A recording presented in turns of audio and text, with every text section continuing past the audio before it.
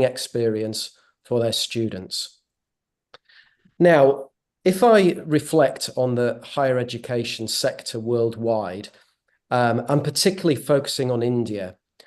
In my opinion, based on my interaction with the higher education system in India, you have one of the most vibrant and exciting segments worldwide. And of course, it's undergoing rapid growth, fueled particularly by the huge demographic growth in India. And if we look at the online sector in particular, the online segment around the world is exploding.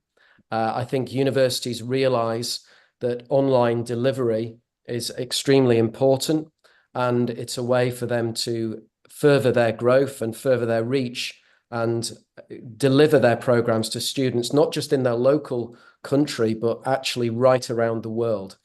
And that growth is particularly pronounced in India. You have so many players in this space. It's a hugely competitive but exciting arena. And I think once upon a time, online delivery and an online program was seen as perhaps inferior. It wasn't given the same kudos as face-to-face learning. However, times have changed, and I think now institutions and educators and students themselves realize that actually an online program can be just as impactful as face-to-face. In fact, arguably, it can be better. It's more inclusive. There's equity among students. And of course, there are some amazing tools and amazing platforms now that enable a really rich online learning experience. So no longer is online learning seen as inferior to face-to-face. It's now seen as an equal, and in many ways, I think it can be seen as a superior experience. And Kortext, in its role in higher education, is here to help universities worldwide deliver online learning in a very, very rich and interactive way. Let's talk about artificial intelligence now. And I know this is going to be one of the major focuses and one of the major discussion points for today's session. When I take a moment and reflect on the journey of AI, and I go back perhaps 18 months to 2 years ago, you will remember that the initial reaction, particularly in the education system, was one of fear, anxiety, paranoia, and there was a fair amount of resistance from institutions, resistance from educators in particular. They were genuinely and understandably concerned about the impact that AI could have on teaching and learning. Now, what's been really interesting is to see how those attitudes have shifted and changed over the course of those 18 months to 2 years. AI is now part of our everyday lives. It's the new reality, and it has the potential to be truly transformative in everyday lives and in industry, but particularly in education. And we've now moved from that feeling of fear and anxiety and paranoia to a feeling of excitement, a feeling of curiosity. We're now starting to see the possibilities of AI. And I think that is a really exciting time for all of us. And I see all of the people in this virtual room today being key to ensuring that AI is used responsibly, ethically, and ultimately to the greater good of students worldwide.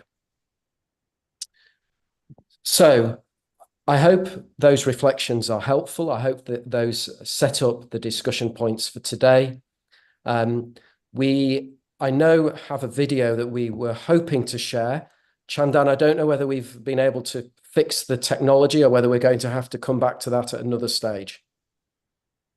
Yeah, we are trying to share that video. Till the time I get that option, we can continue with the session. Sure. Okay. So with that said, I'll hand it back to you, Chandan, and I'm really looking forward to the rich discussions over the next couple of hours. Thank you. Yes, thank you. I'm trying for a video sharing option.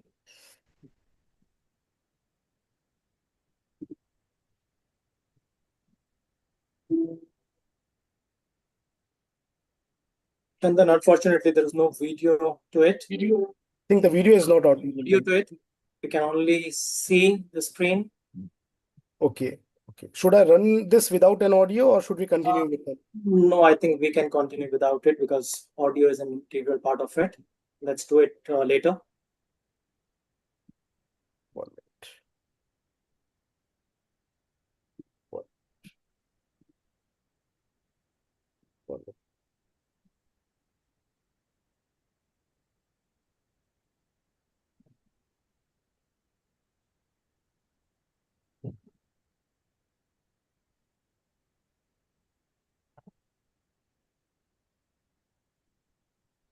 Fine.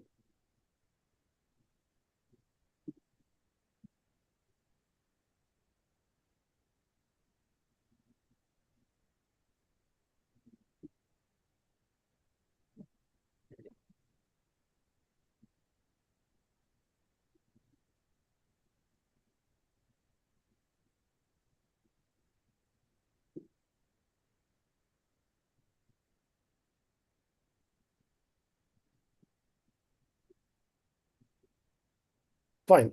I think we can go ahead with the session then. Till the time I look for a solution of sharing that thing. So with this, now we move ahead with the panel one session. And I would like to invite the session moderator, Mr. Robin Gibson, the Director of External Affairs, Kortext, to join in and take over the mic. Super. Thank you, Chandan. And hello, everyone, wherever you are in the world today. It's great. You mentioned earlier about the technology and the importance of this sort of technology to be able to connect for all of us around the world. I think Simon's in Australia. I'm here in the UK. You guys are in India. It's a fabulous piece of technology and really, shows what technology can do in terms of bring us together. I think that's really, really important. So what I'm going to do today is moderate the first panel. As Chandan said, I'm Robin Gibson, Director of External Affairs at Kortext. I've been here 6 years now.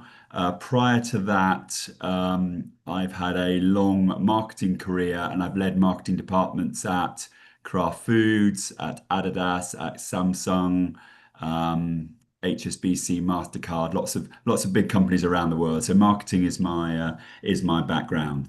And what we're going to look at today is really integrating AI in academic content, what are the opportunities for that, ethics and challenges around that. And I've got 10 fabulous panelists who are going to be able to contribute to this discussion. But I'd just like to start, if I may. I put a link in the chat earlier that you will see. At Kortext, we at the forefront of a lot of research for the sector. And one of the key pieces of research we've undertaken recently is number one, understanding how students are using AI, and number two, understanding what the sector reaction to AI is. And I've just put a link into the chat of a paper that we published very recently. It's UK higher education institutions, but I think there is read across to the Indian HE sector of which is called Educating the AI Generation, and really talks to some of the top universities in the UK around how they are integrating AI into the learning journey, and what the challenges are with that. And I just wanted to start, before I come to the panelists and their opening statements, with just some key points from that research. So I think what I would start with is that AI is already transforming higher education at pace, and Simon mentioned this in his opening statement. But I think the key point here, it's not primarily a technology challenge. The technology is there. It's a pedagogy challenge. And it's really, the question is not what tools do we adopt, it's what does learning look like in an AI-enabled world? And we're going to come to that with some of the contributions from our panelists. So the reality we're dealing with is, certainly in the UK, is that most students, the research we've done suggests 95% are already using generative AI routinely, and they use it to support research and writing, acting as a thinking partner, and filling knowledge gaps. Meanwhile, what we're seeing from an institution standpoint is that they're trying to respond in the context of rapid technological change, uncertainty about impacts, and pressure to act quickly. So we've seen a real gap between student usage of AI and the support that universities are giving students to use AI. And in the UK, that gap is 95% of students are using it, but only 36% of students feel that they're supported by their universities to use AI. And I think one of the main reasons for that is those three factors in terms of the rapidity of technology change, universities being uncertain about impacts, and also feeling under pressure to act quickly. So therefore, the real disruption is pedagogy and assessment. AI exposes the fundamental issues. Students can produce work they don't fully understand. So we really need to rethink what we assess, how we assess, and what counts as learning. So therefore, it means, and this is the reason for that gap, there's a shift towards more authentic process-based assessment and a greater focus on skills, understanding, and application. And really, therefore, here, educators are the critical factor. Technology alone won't deliver transformation. Educators are the key lever for change. And what educators need is not just the technological skills, or technical skills, should I say, but they need pedagogical confidence with AI. And they need to be really certain about how AI links into the pedagogy of their course construct. So the most important capabilities are really therefore still human in terms of trust and empathy, critical thinking, and intellectual humility. So the paper argues that this is a human and cultural challenge. So institutional responses cannot rely on policy alone. It's about mindsets, confidence, and cultural change. And there's a key tension here because staff want clear guidelines, but AI requires local discipline-specific decisions. So leaders need to create psychological safety and really enable curiosity and experimentation. And that's really a tension between policy and guidelines, between what the real need is here in terms of how AI is deployed in universities. So there are risks that we must actively manage. AI creates real risks, particularly around digital inequality and an over-reliance on reduced critical thinking. It's easy to put a prompt in and get an answer, but there's skills around ensuring that those answers are linked in to the learning that we're trying to achieve. And it's really important that everyone has the same access to the same technology. Otherwise, there is an inequitable solution, an inequitable issue. And obviously, there's ethical and data concerns around AI as well. So without intervention from HE, AI could reinforce existing inequalities and weak practices. So the paper argues that what works, and this is very much the point that we support at Kortext, is experimentation over its prescription. There is no single right answer yet. Controlled experimentation is essential, and what this looks like is pilots, iteration, and evidence-based scaling across the university. Good pilots are aligned to strategy, they involve staff and students, and they create real insight. What this means for leadership is being AI first is about not chasing tools. It means embedding AI thoughtfully across the institution. So therefore, the leadership priorities that come from that are to set a clear ethical framework, invest in infrastructure and access, build staff capability and time to experiment, and ensure continuous evaluation. So really the closing message from the report is that AI is not just another technology shift. It's an opportunity to reimagine learning, strengthen pedagogy, and better prepare students for the future. But success depends on one thing above all: people, not policy; pedagogy, not platforms. So that's linked. That's the highlights really from the report that I've linked in the chat for you to for you guys to download. But that's really sort of enough for me now. I'd just like to introduce our panel and ask them to make a short introduction to themselves and a short opening statement. So I think we're starting with Professor Lovi Raj Gupta. Over to you. Thank you. Am I audible loud and clear? Robin, am I audible? Yes, you are. Yes, you are. So good afternoon, everybody from India. And if you're there outside India, it's wishes from lovely professional university. I'm Lovi Raj Gupta with more than 34 years of experience. And I'm the Pro Vice Chancellor with lovely professional university. I've been into agentic AI by myself, and I've designed platforms which are now being utilized by the entire world. So that's what brings me here. I need to understand from people. Yeah. Do you want me to deliberate something, Robinson, further, or just the introduction part of it? You're on mute. You're on mute. That's absolutely perfect. Short and sweet. That's exactly how we want it for an opening statement. So thank you very much. Okay, now we're off on to Professor Rajesh Bahuguna. You're on mute, Bahuguna ji. You're on mute. Am I audible, Robin? You are. Am I audible? Okay. A very good evening to one and all. This is Professor Rajesh Bahuguna. I'm Pro Vice Chancellor in Uttaranchal University, and we are in the land of God and Goddess, Uttarakhand. And I'm in fact Professor of Law. So for last 35 years, I'm teaching law, and currently I'm Dean also of one of the oldest college of Uttarakhand, that is Law College Dehradun, and also Pro Vice Chancellor of Uttaranchal University. Thank you. Lovely. Okay, and now we're on to Dr. Kunjal Sinha.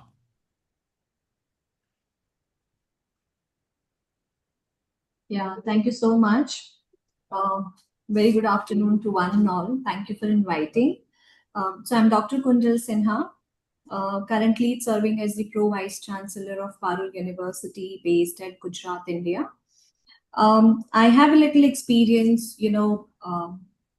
serving the online learning domain. So it was in the year 2023 wherein our university introduced online learning programs. Currently, we are offering them, and have a little experience of past 3 years as the founding director of Center for Distance and Online Learning at Parul University, as to how online learning is like different, and what level of similarities we have between online and the conventional mode of learning.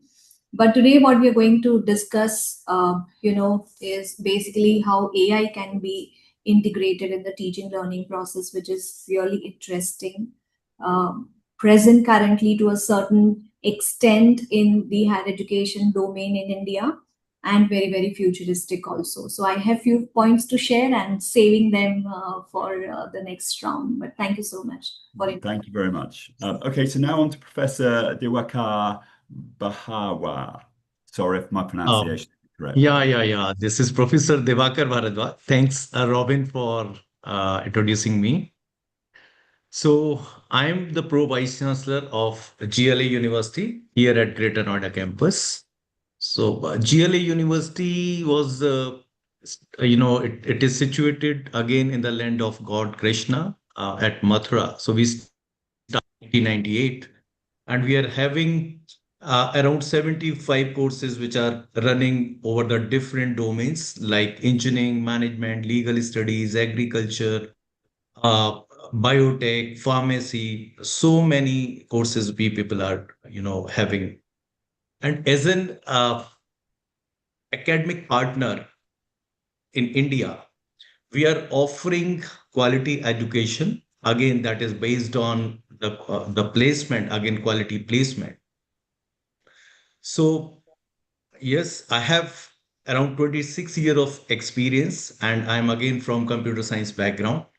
So we'll be discussing more about the technology, how it is contributing in academics. So That's all from my side as an introduction. Thank you very much, Professor. Okay, now on to Dr. Raghuveer VR.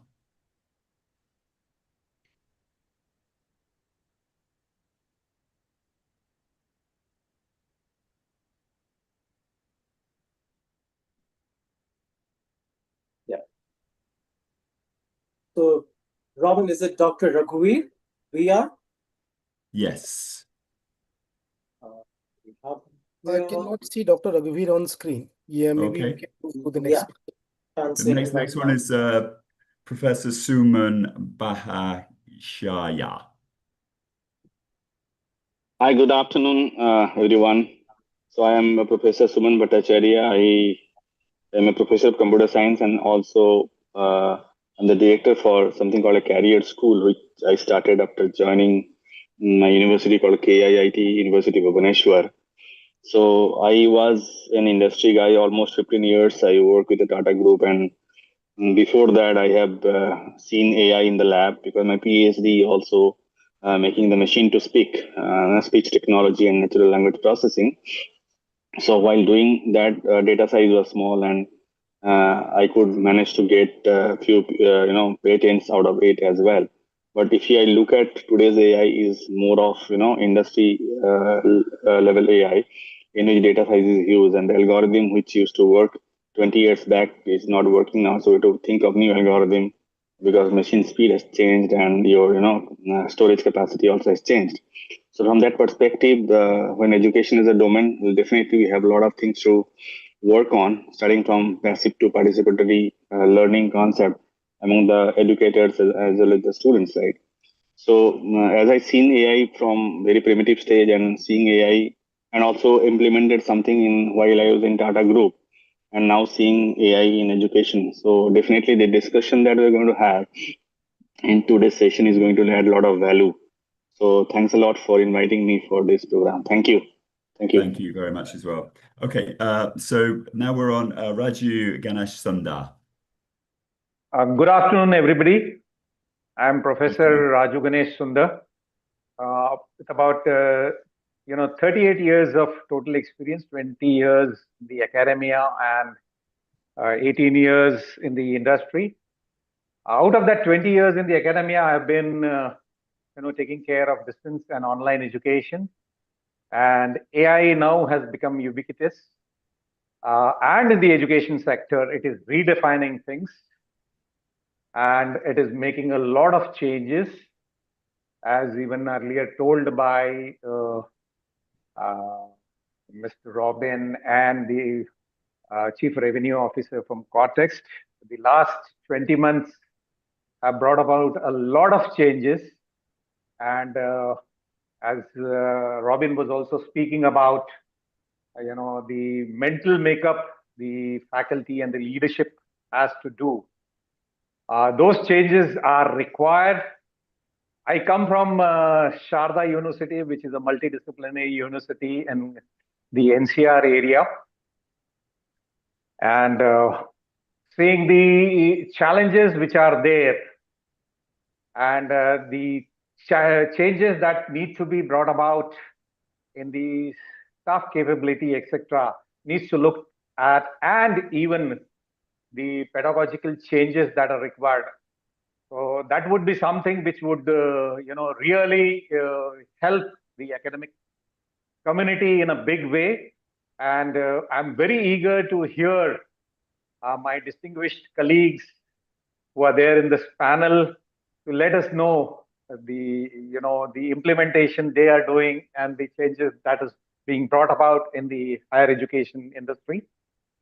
With that, I would like to end my introduction. Thank you very much. Thank you, Professor. Okay, now on to Dr. Gupta Singh.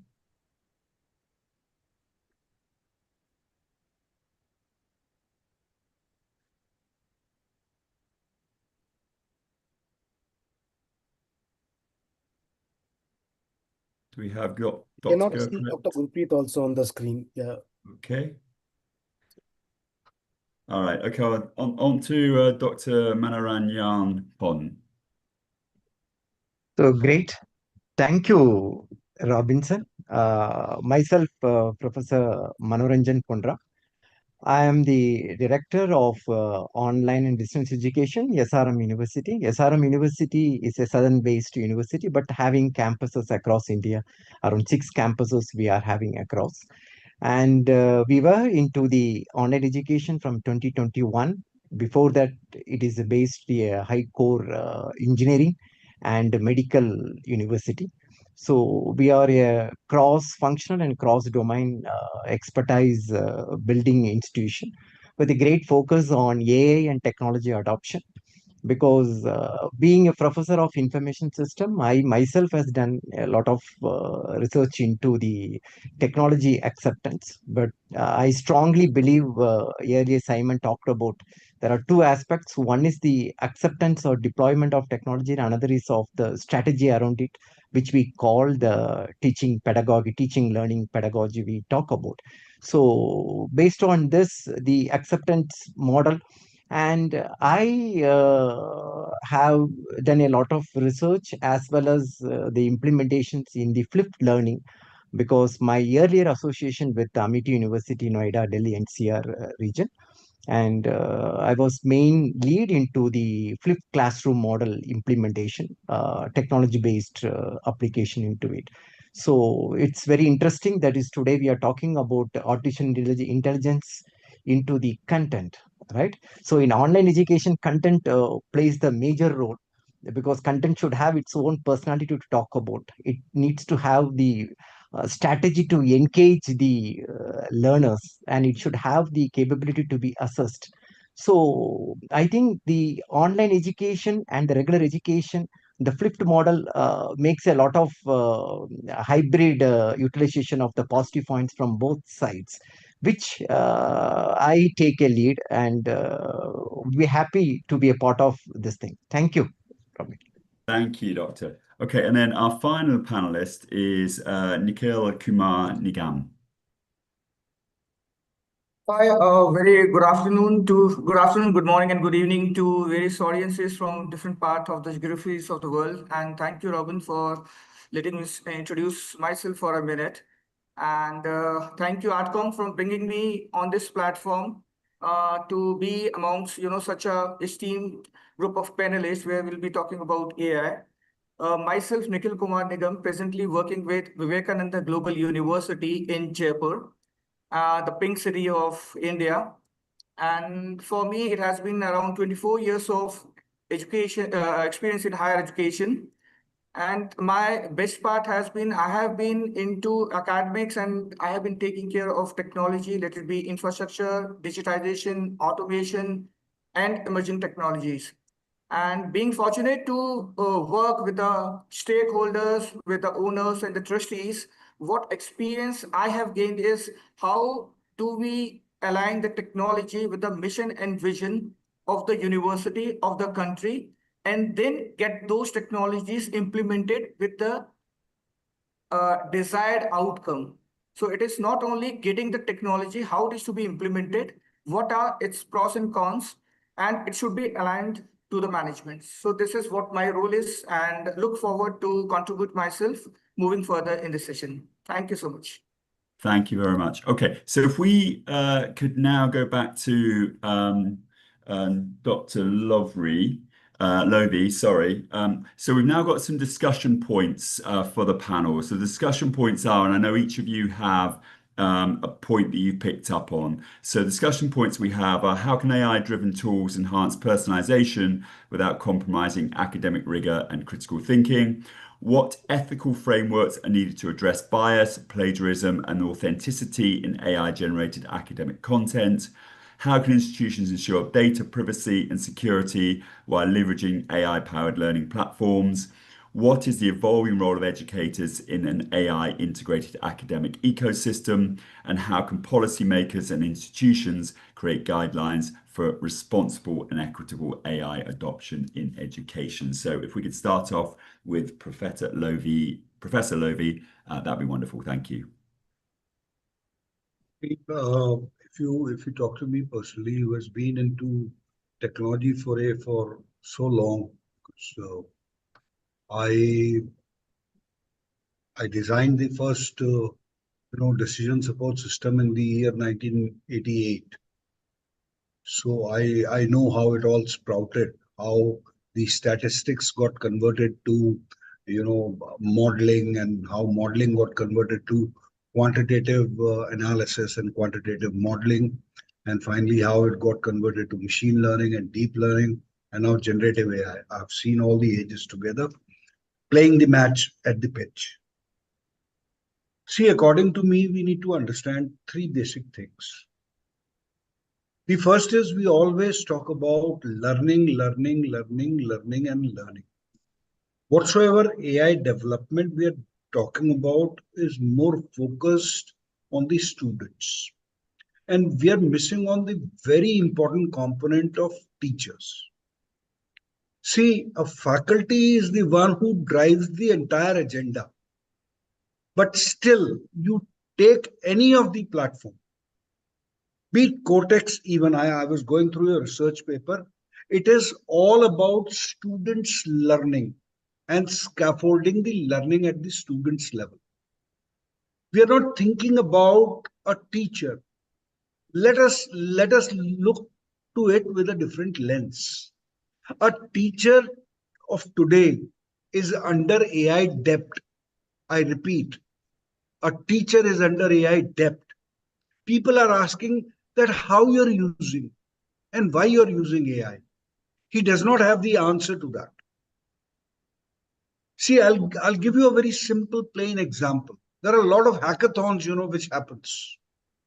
There are a lot of competitions which happens for students to gauge their learning and to showcase their understanding about AI. Do we have a competition for teachers? We don't. And that is where the biggest challenge in the country, in the world is.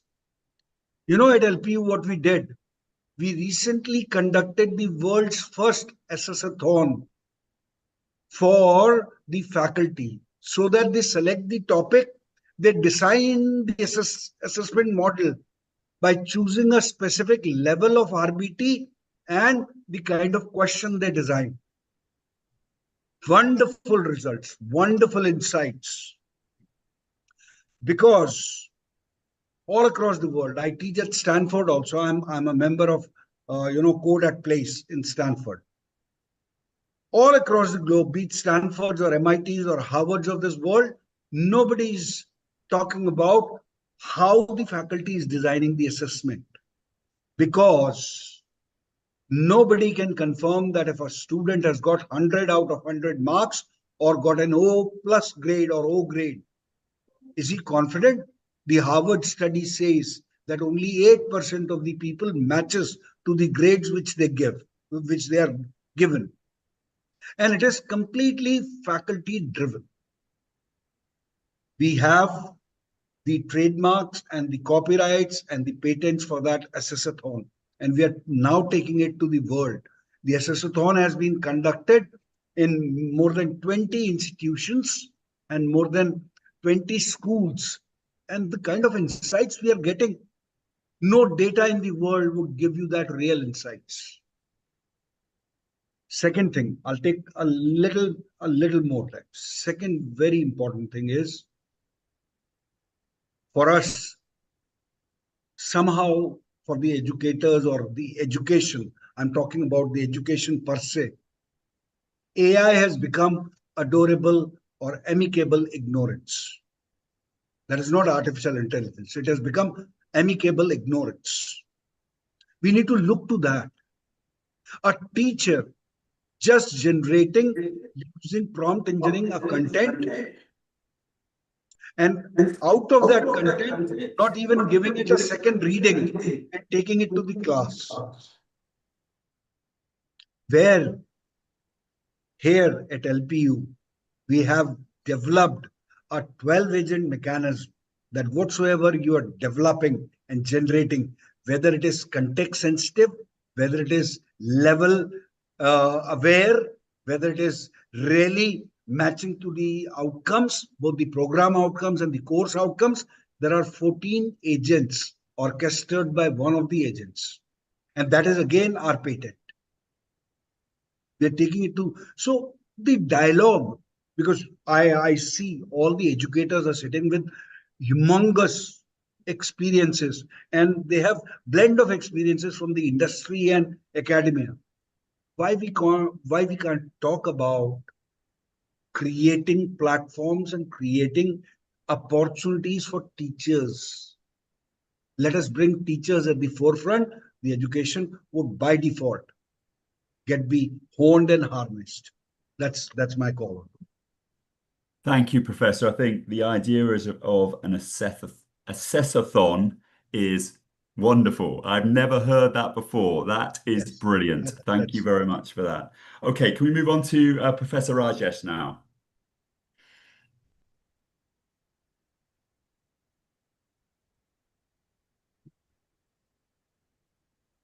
Thank you, Mr. Robin.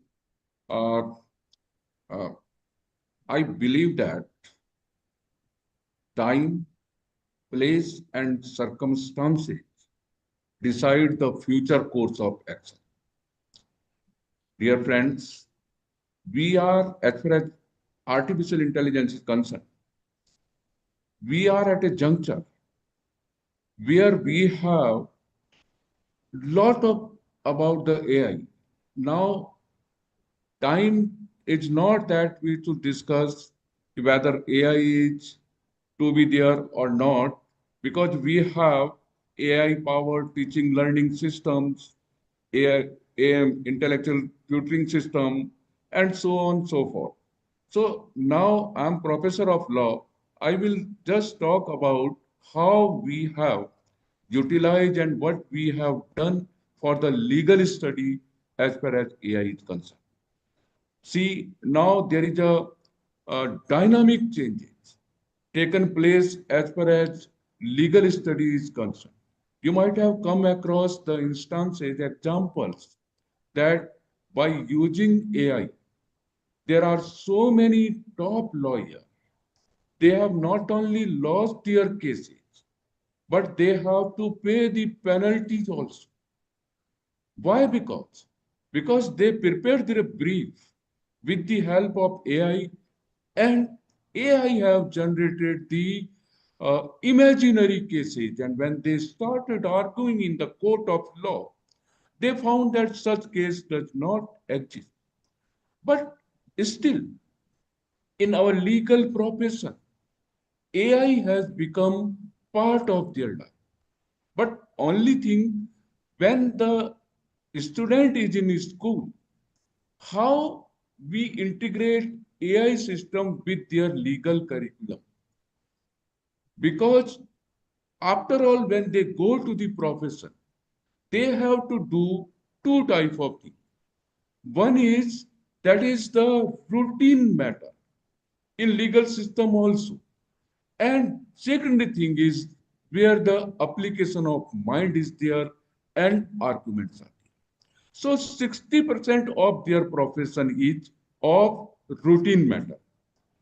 That portion can be well done with the help of AI. So what we have done in our own university, in Uttaranchal University, we have around 15,000 students, those who are taking online classes also, and similarly the regular course. And for law students, we have come up with one startup. With my student, we try to understand what are the requirements of the profession from AI. So what we need? We need that how to prepare, how to draft a contract, how to do the routine work. So in university itself, our student, with the help of teachers and experienced faculty, even with the advocate, those who are our panel, we have developed an app. And ladies and gentlemen, I'll say you, result is excellent.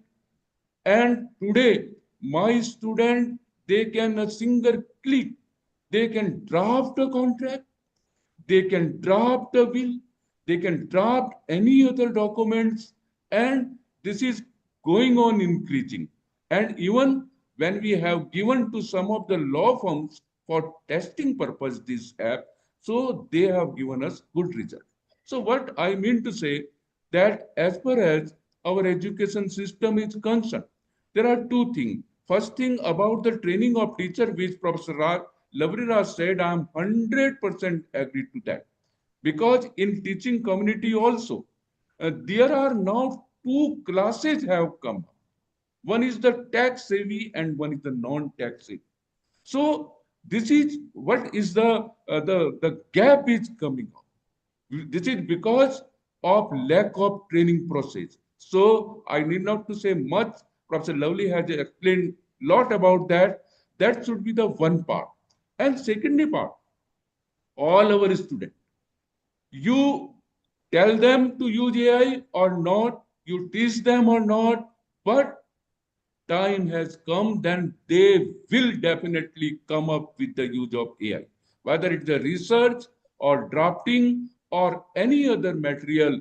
Only thing, now the time is not there to count the benefit of AI, but to discuss and deliberate on the issues and challenges which are going to be in future and to come up with the solution. So our curriculum should have the same type of the portion to have for the students, and integrating it in legal system in other part like ERP or admission or placement, and that will come by default.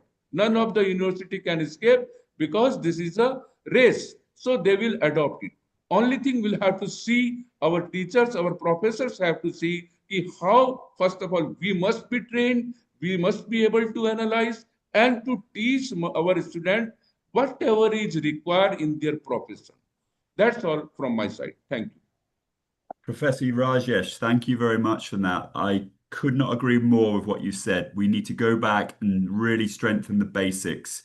AI enables you to hit a 6, but you're going to get out next ball if you haven't got the basics and the basic technique. And I think the basic technique, which then leads to judgment for the content that AI is producing, is absolutely crucial. So thank you very much for your points. Totally agree. Can we move on to Dr. Kunjal, please, now? Yes, thank you so much. So, I'll share a few of the thoughts which are top on my mind. One, when we talk about educators, it's already, shared by the panel members that educators are the pioneering stakeholder when it comes to usage of technology or usage of AI in teaching learning. One most important thing we'll have to consider here is we will have to make our educators understand that, for them, learning, unlearning, and relearning is very, very important. Most of the educators we come across have a lot of experience, but not on technology front, right? So when we have educators who come with 10 years, 15 years, 20 years of experience in their domain expertise, but then how to deliver that domain expertise in a technologically driven, AI driven learning ecosystem is very, very important. And hence capacity building is something which should ideally be the top strategic priority of all higher education institutions, is what I personally feel. Secondly, the role of educators should come to a level wherein they are able to create learning paths for their students, because since ages, in higher education ecosystem, we have seen that educators are not very well trained in creating learning paths. It's only one path in terms of curriculum or a lesson plan which they design, which is then imparted to all 60 to 70 students, 30 to 40 students who are there present in the classroom. With the help of technology and AI, it will now be possible for all our educators to create personalized learning paths for the learners. So if that is something which comes in Indian higher education system in next 5 years, it would be just great. And it's one area wherein I'm also personally interested in. Now, when we talk about creating personalized learning path, we have to understand that this is one area with the help of which we will be able to take the higher education at scale, which in general, in conventional mode, due to the limited infrastructural facility, there is a little limit as to how well we will be able to take it to the grassroots level. So if we make personalized learning take help of technology and AI, it is possible for higher education institutions to kind of scale up and reach to a larger number of audiences. GDP being one of the most important and crucial factors and parameters which is seen by the Ministry of Higher Education in India. And lastly, my third point is, when we talk about technology and AI, we also have to train our educators, not to forget that it's only our educators who will be able to bring in that human value. The technology and AI will not be able to bring that. So, of course, skills like empathy, social responsiveness, social interaction, emotional intelligence, all these skills are something which only our educators will be able to bring in higher education system. So I think if these are the top three, parameters or points which our educators keep in mind, we will be able to definitely take our educators forward, the ecosystem forward, and that to taking help of technology and AI in the higher education.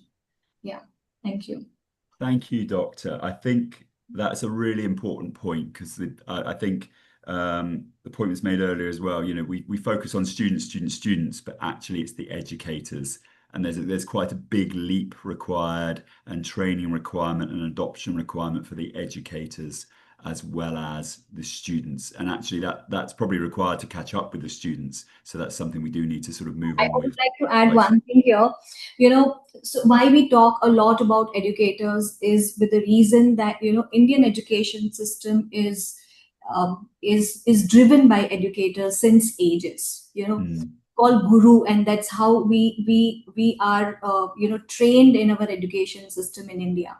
When it comes to self-paced learning, a more disciplined form of learning, we are at a nascent stage in India.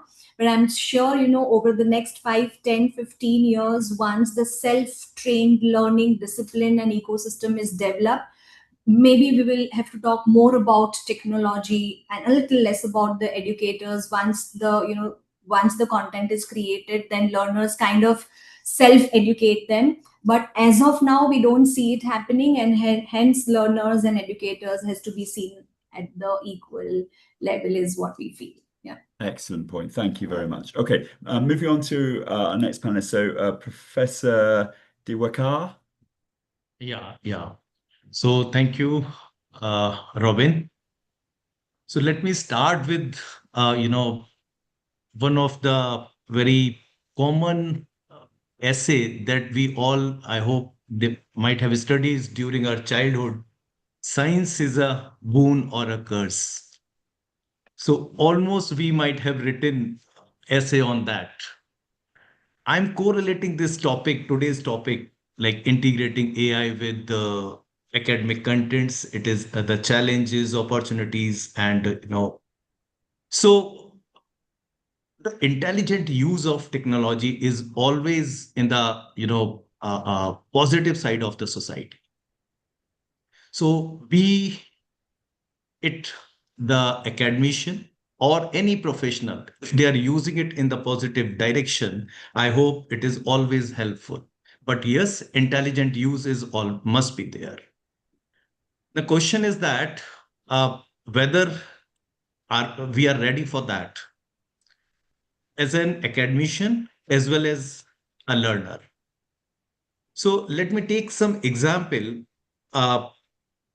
You see that number of cases we are observing nowadays with fake information, biased information, and cognitive laziness.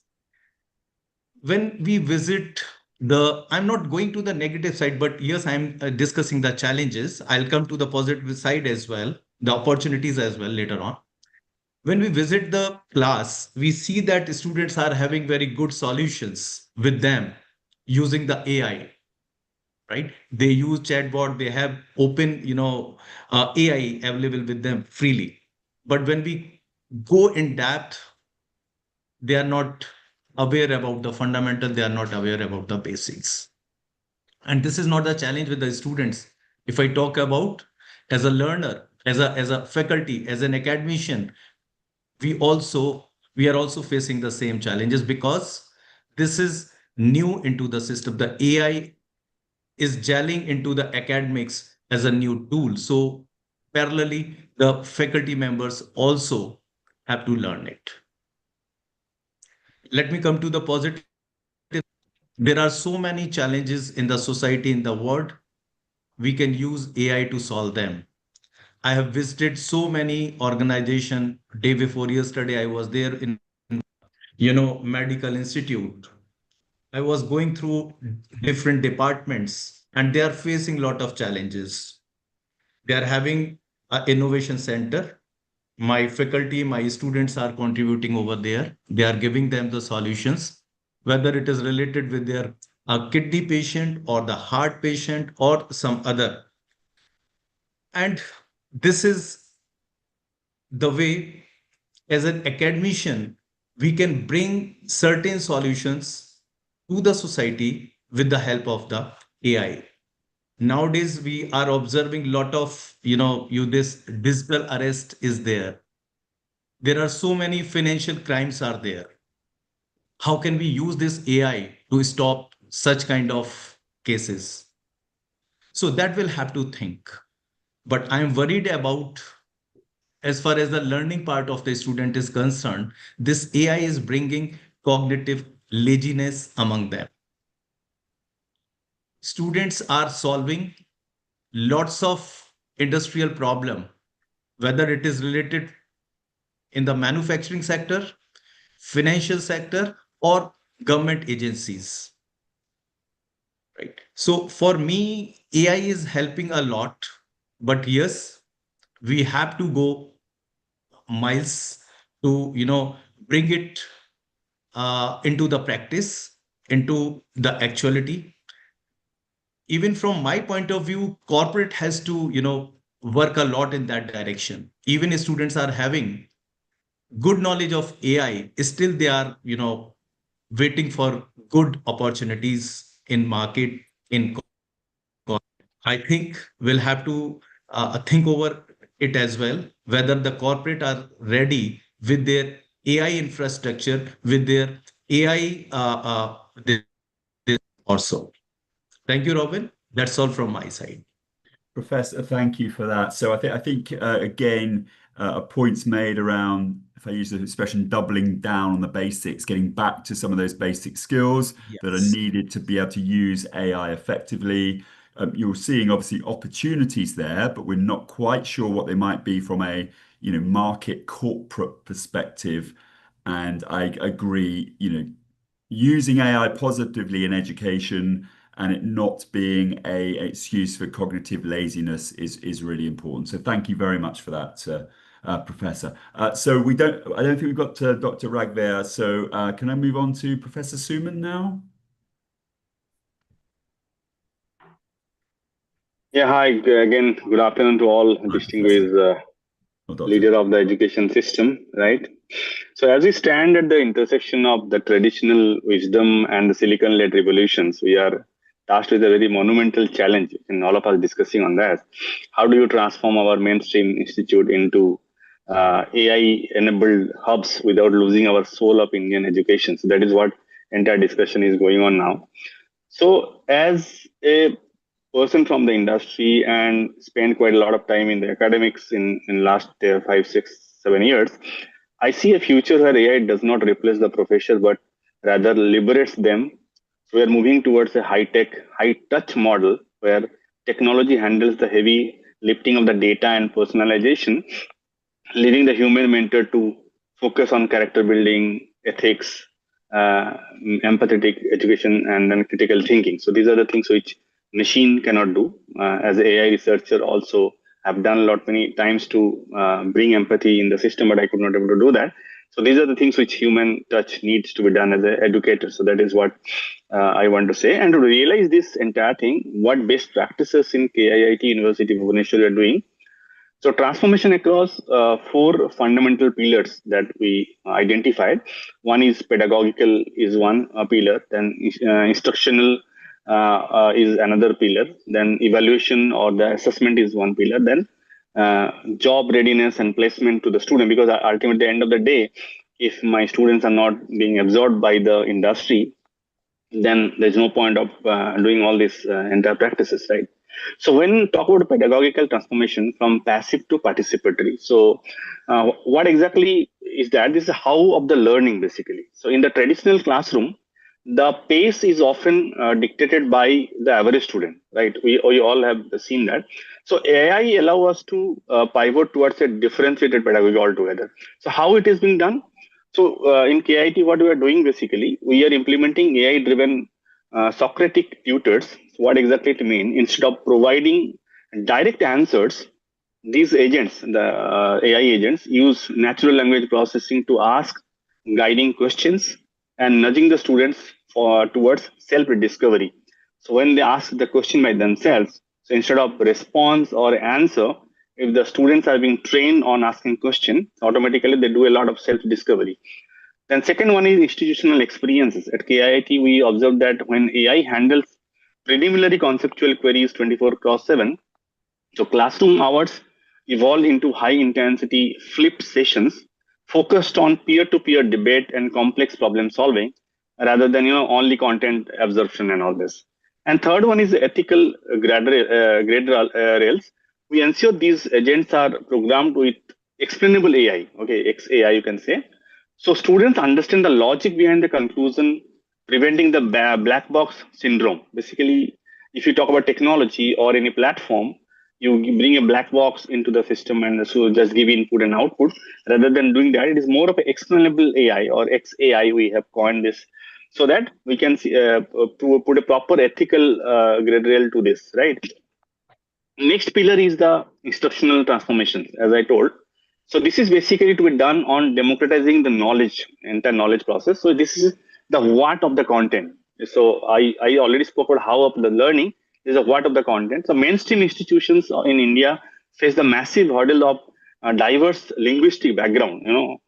Students are from across the nation and everybody speaking a different language. So AI transformation transforms static textbook into dynamic multimodal experiences. So multilingual, multimodal experiences. So the vernacular content synthesis, basically using the LLM we are instantly converting standard English, engineering and management modules into regional languages like Hindi, Odia or Bangla or Telugu, like whichever the places students are coming.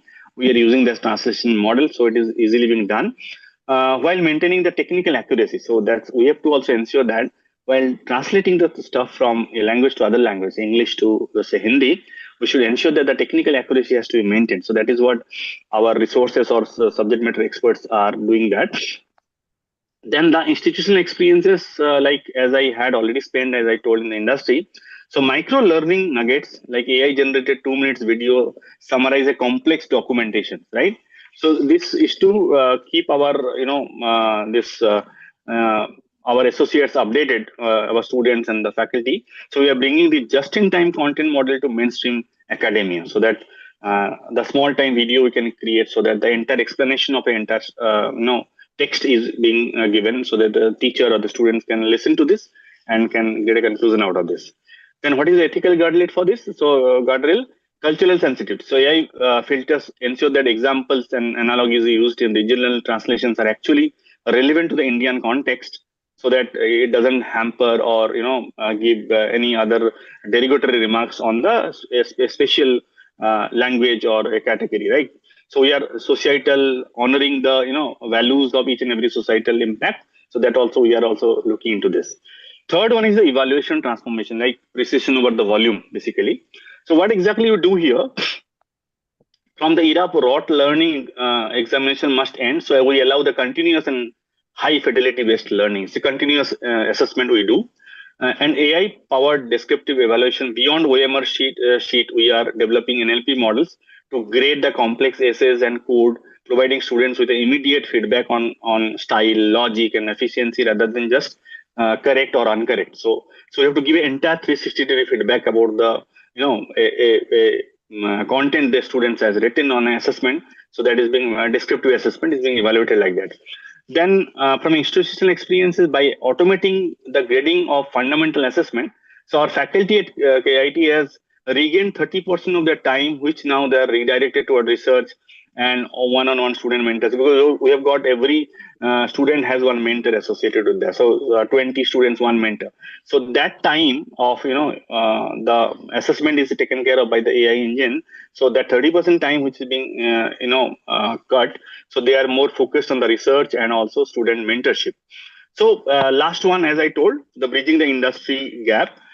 What we have done, we've created, platforms. Like one platform I can name as a Glossity, which actually have a multiple agent. One agent is a technical question, one agent asks the HR question, one agent asks the management question. So there are three agents. So just like an interview, suppose a student is going to appear for X company for a placement or something like that. So they are the questions are being asked by the agent, right? So they give the response, and based on the question and the response versus the job description, their report is being generated. How much correctness the students has given the answers and all this. So give evaluation.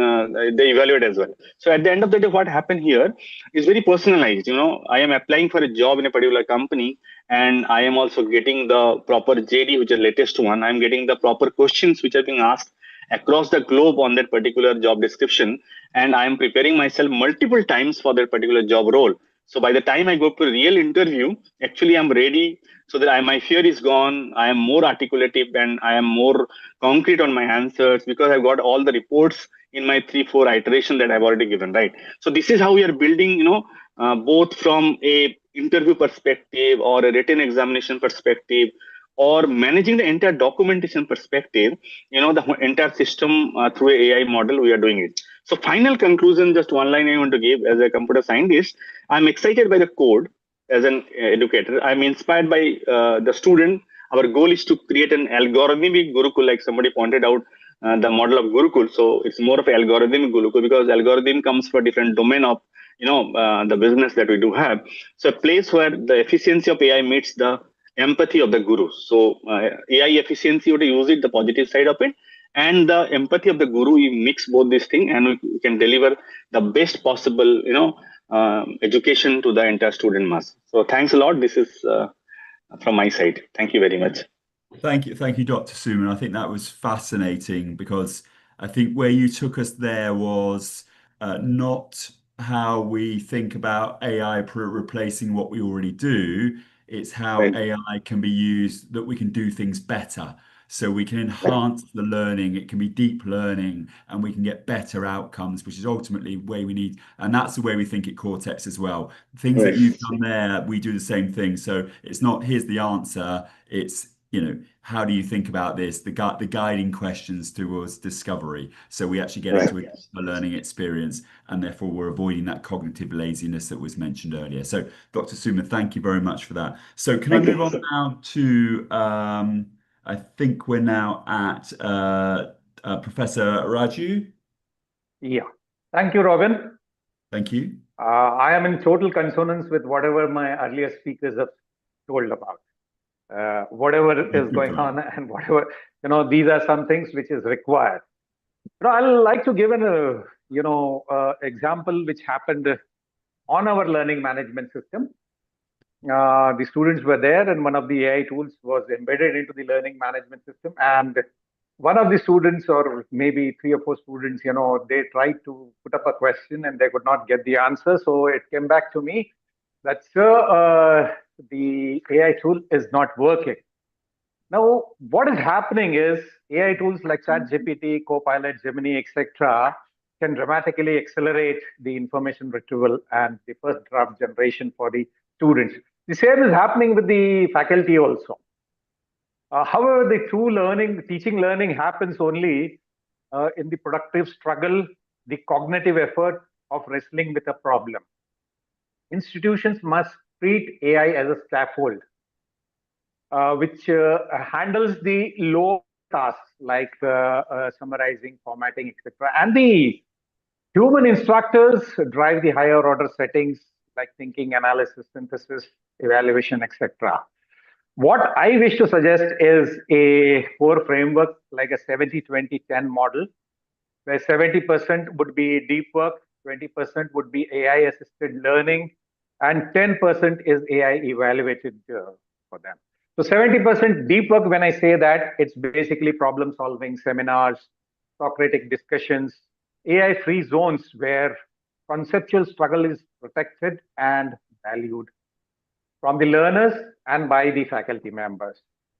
Research acceleration, etc. in the 20% AI-assisted learning, research acceleration, draft generation with a mandatory critical review and annotation by the students before submission.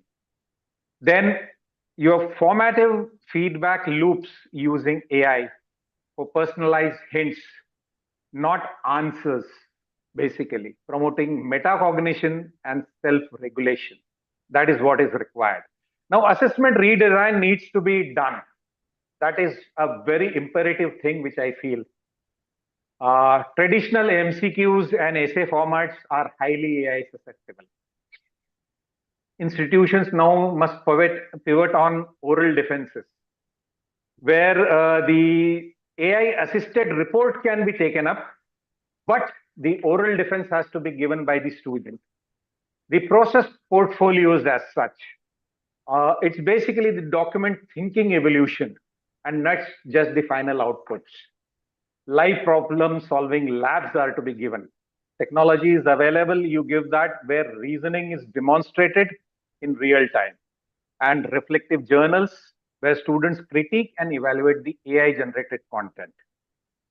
I was just going through and I saw a case study also from IIT Bombay, AI flipped classroom. This is where, you know, Dr. Manoranjan, when he spoke about flipped classroom, I was really excited. You know, the IIT Bombay's computer science department used AI tutors built on ChatGPT-4 to handle routine doubt clearing sessions outside the class hours for the students. What this did was basically it freed up 40% time of the faculty members to have flipped classrooms where they could, you know, deep dive and work with the students on collaborative labs. The end semester results showed a dramatic change. It showed 22% improvement for the application level question. And that was very important. This has happened even with MIT, you know, MIT Sloan also in 23-24. MIT integrated AI assistants into problem sets, but required students to submit a reasoning audit.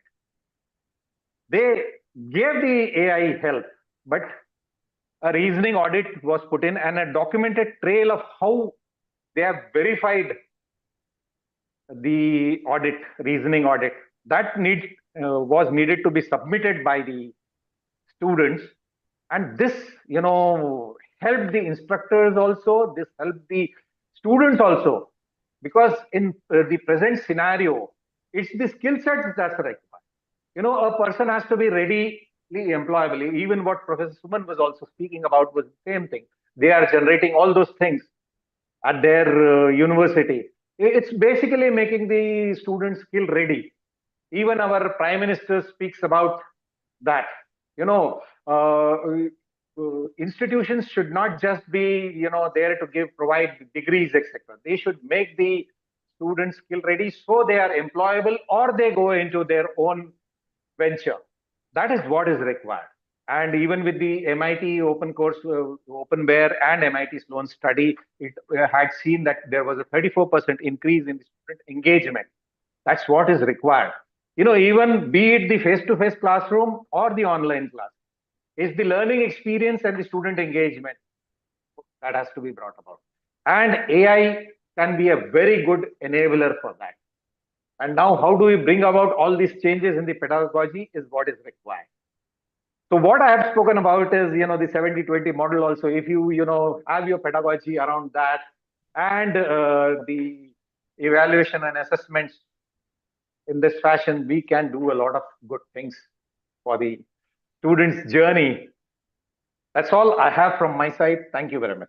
Thank you, Dr. Raju. I think you make an absolutely critical point, is that this is a real change for higher education in that we have an obligation now to impart skills for students to make them ready for the world. And maybe before we were preparing them for a world 20, 30 years ago which my education was very similar to my son's education, and there's a 40-year difference between us. Now, students need to go to university and have these skills to be ready to impact commerce and impact industry. So you make an excellent point.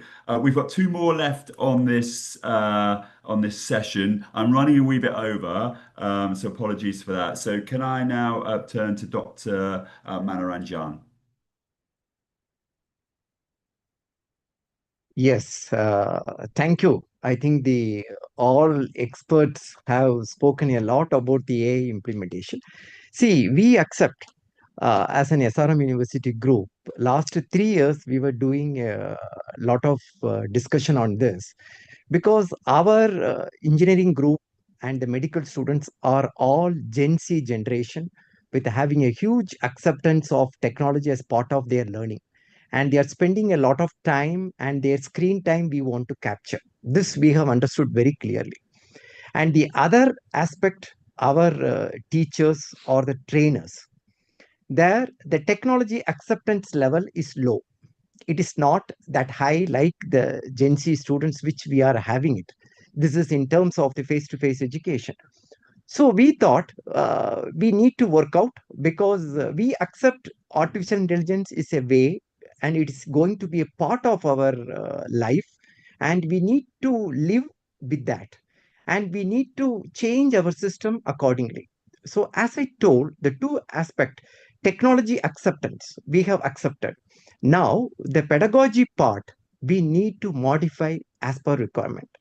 So we started working on that. We want to give the faculty also that exposure of AI.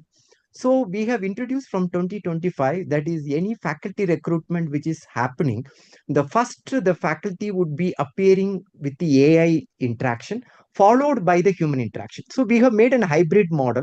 We want to give the appraisal systems as well as the new incumbents into the system a feel that the technology which would be required, and our students are exposed to, and we need to find a way out.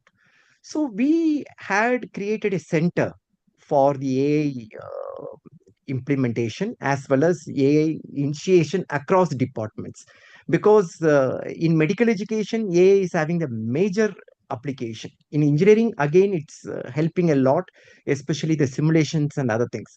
So to identify and suggest and conduct specialized training programs. So this center works for it.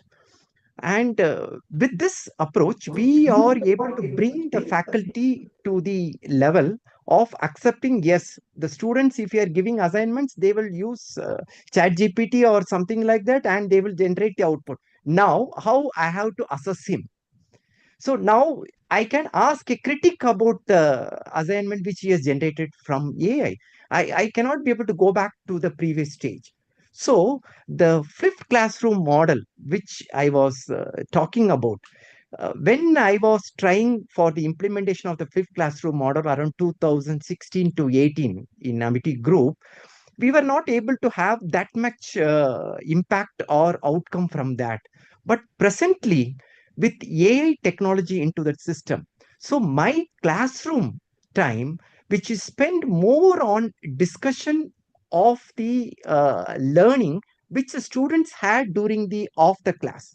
That means the lecture which happened previously through the recorded as well as the AI interactions, and when the students comes to the classroom, and they can have the discussion. So now I am reducing the impact of AI, because students are using AI output as passive. So now I want that passive nature to active. So to make it active, so I need to have a live classroom. I need to pay. So the faculty, we start orienting towards a facilitator role more into that domain compared to an information delivering mechanism. So for this, we started conducting the training programs and other things, and slowly we try to accommodate this change. So we take this impact as a positive, and we want to take it forward in the face-to-face education. In online domain, we have experimented the application of this In online domain, the acceptance level as well as the utilization is on the higher side compared to the face-to-face education. So right from the support system, the learning analytics, because we have implemented across the learning management system, but it produces a lot of data, the learning analytics data, which needs to be interpreted and which needs to be guided, which is not possible practically by a tutor or a teacher who spend a lot of time on that. So AI, I found a better way of grasping those data, consuming those data, and producing me a suggestive remarks in which a human tutor or a teacher can be able to make a better decisions out of it. And multilingual, many people have spoken about, because now we also start using the agent to generate the instructions, not the content part of it. Instructions we give to the students, because we handle online education students across world. So we are having Spanish speaking people, we are having French speaking people. So it's but the medium of instruction is English. So we want to cater to the different markets. So for that, we find in the online education mode, AI, it's a major benefit, or it will be having a major impact in the coming days to take it further in this regard. So I don't want to take much of the time because others are there to speak about. To summarize this part, face-to-face education, we need more training to have an effective utilization of AI into the face-to-face education, which is practically possible because the trend is changing. In online education, we are having, because the learners are all adult learners and they are experienced people. So here, the AI application can be a major one which can lead you a better result. Thank you. Thank you very much. And that was an excellent contribution. One of the points I took out of that was your Centre for AI implementation. And I think that's very important. At Kortext, we work with the University of Oxford here in the UK, and they have a very similar approach. So you have, whilst you want everyone in the university involved to have that point of dissemination of best practice from a lead and a lead group within the university, I think is really important. Otherwise, everyone starts to do different things, right? It's just human nature. But thank you, Doctor, for that. So our final contributor on this panel, and again, we are running a wee bit behind, is Nikhil. So take it away, Nikhil. Yeah, thank you, Robin. Thanks a lot. So what I'll do is, first of all, I have some closing remarks, and I would like to change the pattern. I would like to place my closing remarks as my, initial remarks, wherein we have been all talking about AI. And as per me, AI is not a technological shift. It's an academic, ethical, and cultural shift. So now when we talk about AI in higher education, it will not depend on who is going to adopt AI first, rather who is going to adopt AI responsibly, inclusively, and ethically. We have been talking about how the academicians have been adopting AI, right? I talk about my university, VGU. What I came to know after I've been appointed over here, it took them more than 1 year to appoint a CTO, right? Because they have thought about as to what CTO will be doing in this university. It is not only in respect of AI, it is with respect to emerging technologies. When I talk about AI, the more forefront thing that comes with AI is data. AI is totally based on data. In academics, we are collecting, in higher education, universities and colleges, we are collecting data, starting when a student is a candidate. The personal data, academics data, when employees or students are in the university, it is biometric data, assessment data, attendance data, LMS activity data, student profile data. So many data is being conducted. Are we thinking about the secure data security and privacy? What data is to be collected? How relevant it is? How we are ensuring that the data we are collecting is transparent to the person from whom the data is being collected? By when, how long the data is to be stored? When this data is to be scrapped? how we are ensuring this data is to be scrapped as per the policies defined by the government. So there are a lot of things that are the foundation at the back end that needs to be thought upon. Apart from that, when we talk about cybersecurity, we talk about data governance, we talk about faculty and students training, how they are being trained. AI should not be a trend. We should not force AI that it should come into the picture and everybody should be running after AI. Giving a small example, what happens is even if you are making a single text search on a chatbot or maybe Google Gemini or so, it consumes 3 liters of water. The enormous heats that the AI servers are consuming, they are not stored on the cloud. AI servers have been deployed underwater, under oceans. After that, they have been taken into glaciers. Have you been thinking about what climatic change they are bringing in to the world, to this planet? So what I believe is when we're talking about AI, we have to think about the governance, the policies, the foundation, the infrastructure, the responsible AI, and how responsibility what all responsibility do we all play in various capabilities as a student, as an academician, as an administrator, so that it is not only implemented, deployed, and used as per the desired outcome, but also it is resulting in giving back to the society and future generations. This is what my take on this is. Thank you, Nikhil. That is excellent. And I'd like to thank all of our contributors to this panel. We've run a wee bit over, but I think it was well worthwhile because I think everyone's points were very, very relevant. If we pull all those things together, I think we would have a real template for really adopting, AI into learning within India. I just want to finish with a couple of points. I'm going to finish where I started. So where I started was that AI is already transforming higher education at pace, but the key point is it's not primarily a technology challenge, it's a pedagogy challenge.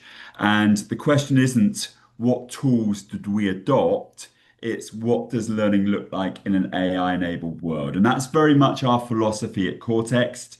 But we have developed the tools to enable you to adopt learning in an AI-enabled world.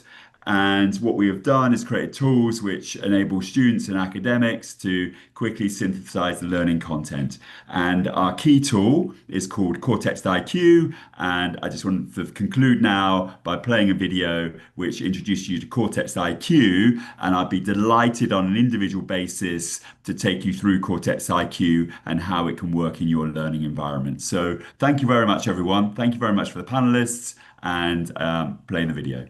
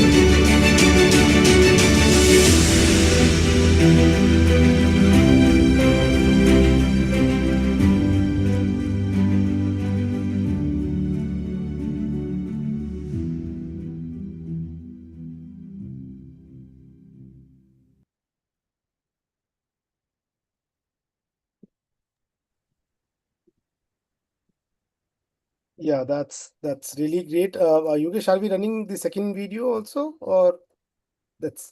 No, I think this is enough for the time being, Chandan. Yes. Lovely. In fact, it was such a wonderful session. I would like to thank Mr. Robin Gibson for doing a wonderful moderation for this session and bringing the best out of all the speakers, those who are expertise in their own domain. Generally, they keep on talking and speaking a lot, but getting the right context in from them in the given time period needs a lot of applause and good and a great set of context is been given by all the speakers and in a given time period. So a lot of good work you all people are doing in your institutions in your own capacity. That is quite commendable.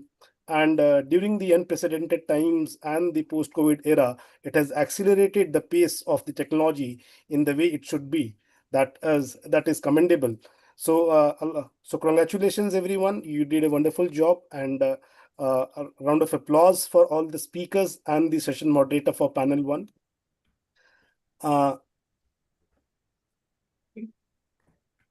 So yes, now we are going ahead with the panel 2 session. Panel 2 sessions, I would like to introduce the panel speaker and the session moderator of the panel, Mr. Yogesh Chandir. He's the country head from Kortext. He will be moderating the session panel 2. And panel 2 is we are delving on the topic measuring what matters, rethinking students' engagement in the digital age. And the panel speakers over here are Dr. R.N. Suresh is the Pro Vice Chancellor from Bharat Institute of Higher Education and Research from Chennai.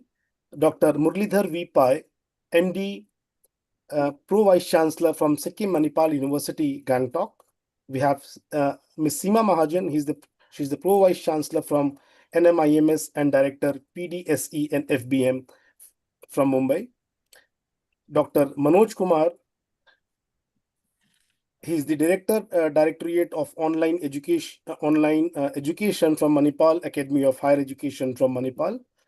Dr. Parimala Veluvali, Director, Symbiosis School of Online and Digital Learning, Symbiosis International Deemed University from Pune. We have Dr. Shurud Nirogaonkar, the Director of MIT School of Distance Education from Pune. Dr. Safia Faruqi, Director of Center of Online Learning, Dr. D.Y. Patil Vidyapeeth from Pune. Professor Dr. Ashok Sharma, Dean Academics, IMT Center of Distance Learning from Ghaziabad. And Professor Dr. Amit Jain, Dean Academics, Indraprasth Engineering College from Ghaziabad. We welcome all the eminent speakers in this wonderful session of the day. Virtually we are meeting, and in the very right time we have launched this session of a virtual meet, where in couple of days we already had a very important message by Honorable Prime Minister to let us meet virtually and let us support the culture of work from home environment. So I think ArdorComm Media are in the same lines, and you all eminent speakers are supporting us and encouraging us in the same line and length. So without wasting much of time, I would hand over the mic to Mr. Yogesh to moderate the session. Thank you, Chandan. Good afternoon, everyone. Welcome to this roundtable, and I'm delighted to moderate this session. Welcome all our distinguished speakers from academia. I'm Yogesh Chandar, Country Manager at Kortext, a global educational technology company, partnered with thousands of universities worldwide. We drive digital transformation through our innovative learning tools that boost student engagement and, of course, academic outcomes. So what we have been witnessing in today's hybrid world is that the traditional metrics like attendance are no longer fully true.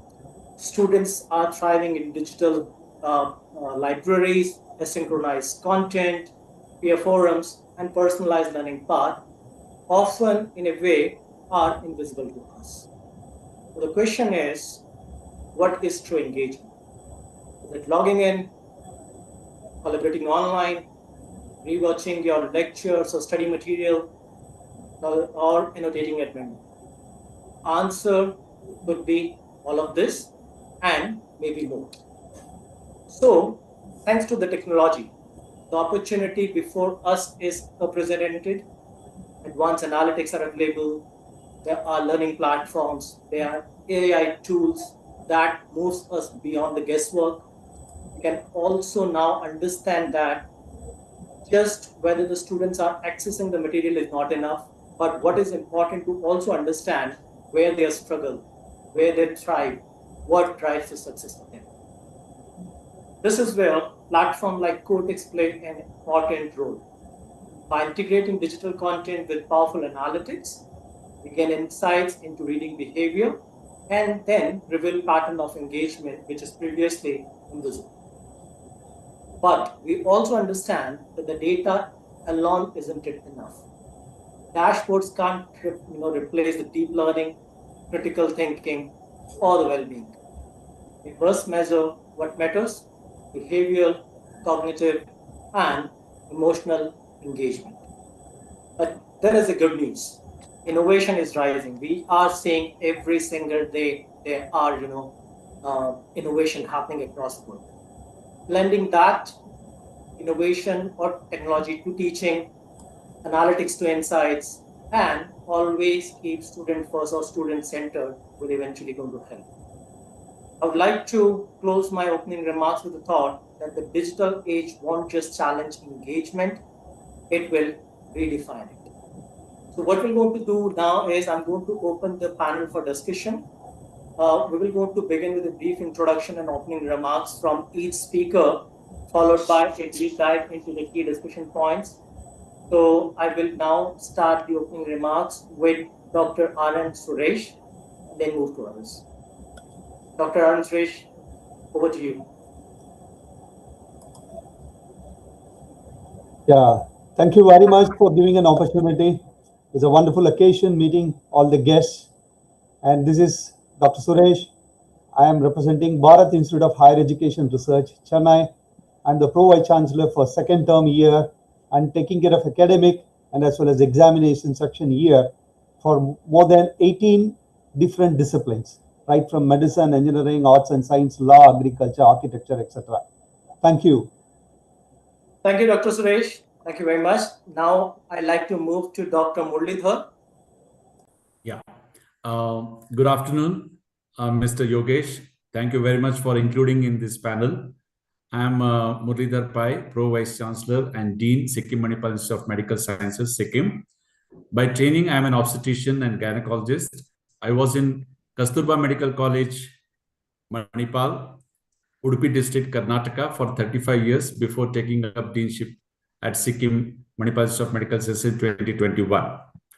Before I go to the topic in toto, let's understand what exactly is student engagement. According to me, it's not just engaging them with our didactic lectures, small group teachings, practical sessions, and even clinical case discussions. It also includes the degree of attention, curiosity, motivation, and commitment that students exhibit towards learning. I represent the medical education part. Probably I'm the only one in this whole panel which is representing medical education. The engagement here has unique dimensions because students must not only acquire scientific knowledge, which is the bottom line, they must also acquire clinical reasoning, psychomotor and clinical communication skills, which is extremely important to talk to patients. They must develop ethical decision-making, and most importantly, they must imbibe compassion, empathy, and professionalism from their mentors. So true engagement in medicine, therefore, extends beyond performance in mere examinations, and it includes reflective practice, collaborative learning, patient-centered thinking, and lifelong learning habits. Therefore, AI should augment, not replace, human mentorship because, as I mentioned earlier, medicine remains fundamentally human-centered, requiring compassion, ethical judgment, and interpersonal understanding. So like in any other stream, today's medical students also largely belong to generations that are grown up with smartphones, social media, artificial intelligence, instant access to information, and immersive digital environments. I remember during our time, we had to go to library, search where the book is, and search where the topic is, where the paragraph is. Now, in click of a button, you will get everything in your palm itself. So, student engagement can no longer be viewed merely as a classroom attendance or participation. It must be understood as cognitive, emotional, behavioral, and professional involvement in meaningful learning experiences. So that's why the medical, for that matter, any educator, his role is evolving from being a primary source of information. In fact, they don't need teachers for information anymore.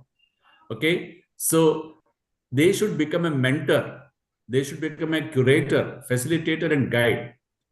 That's why the challenge before medical educators is not simply to digitize existing teaching methods, but to rethink engagement itself in ways that prepare future physicians for increasingly technology-driven healthcare ecosystem is my opening remark. Thank you, Dr. Muralidharan. This is really interesting. Of course, what you said is definitely one of the very important aspects in the adoption of AI, right? And we look forward to have a much more deeper discussion later on. So I now pass it on to Dr. Seema Mahajan, please, for her introduction.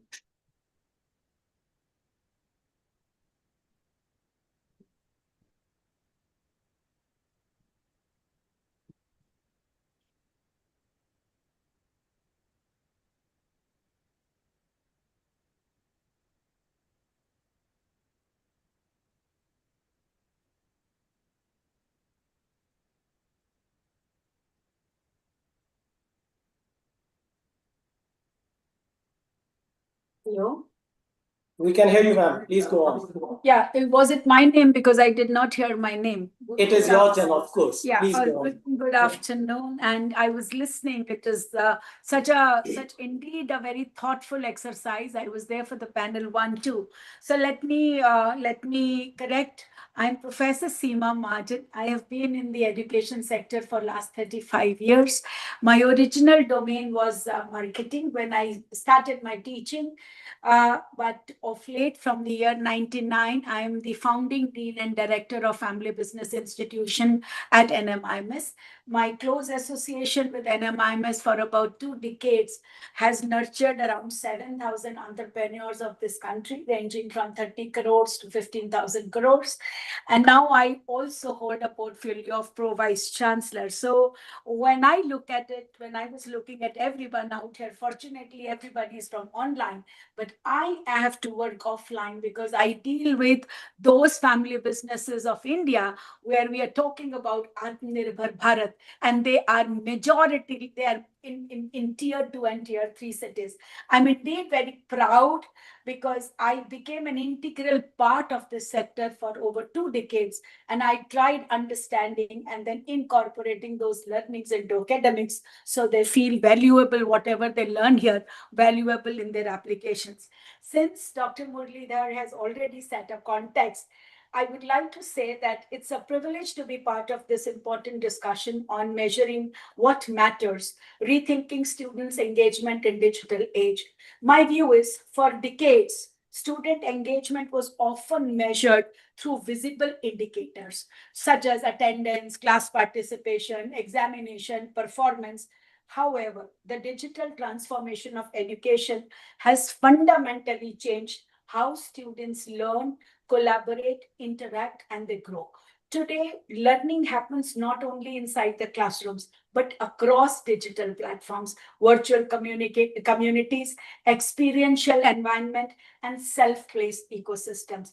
This shift makes this today's forum very, very relevant because we need to ask much deeper questions.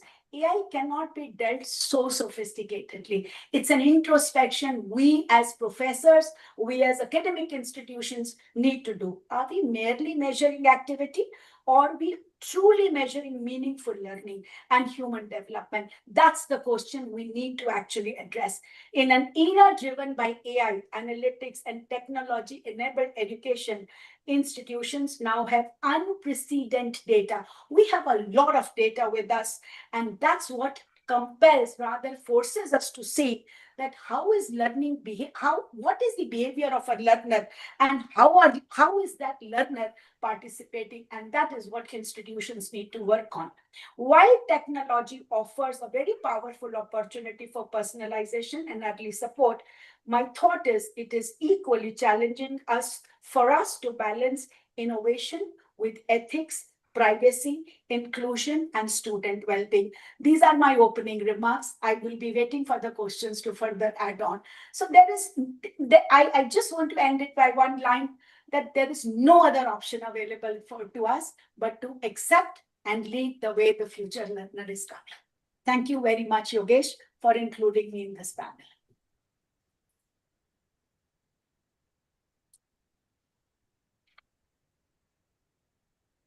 Oh, sorry, I was talking on mute. So what I'm saying, thank you very much for your opening remarks. What you said is extremely right. We cannot ignore AI anymore. Whatever the concerns or the issues we had in the past, we have to move forward and embrace it and find a way to ensure that the information we are finding has to be relevant and meaningful.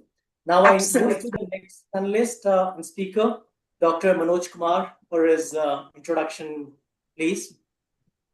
Good afternoon. My name is Dr. Manoj. I have 3 decades of experience in teaching, research, and administration, of which I have spent 2 decades in online and ODL systems. So, in fact, when I saw this, when I interacted initially with Aditya, I was really excited to be a part of this. And student engagement, when we say, is always a big problem, especially in the online space. But post emergence of AI, it has become more challenging. The reason being, now teacher cannot really kind of teach just like a traditional way without involving the students in a meaningful way with AI or any other digital tools. Because at a click of a mouse or a click of a button, they will get information on their mobile. So hence, it defeats the purpose of a teacher while he's teaching in a classroom, in a physical classroom, or in a virtual classroom. So hence, I always believe that the students who we are handling, they are all digital natives. So we must realize this. We are not teaching students who have no exposure to digital world. So hence, it is essential that we must meaningfully integrate digital tools and also now AI to kind of engage students. So as we progress in the discussion, I believe we can take many of our examples which we have implemented, where we created engagement, student engagement meaningfully in a virtual way and also in a on a campus. So I'm happy to be here and interacting with this excellent panel. Thank you very much. Thank you, Dr. Manoj. Really excited to know, the AI has not just resolved your issues, has actually accelerated that. We definitely look forward for, engaging discussion on that in the next round. So now I move to Dr. Parimala for her introduction in a short note. Good afternoon, and very happy to be here.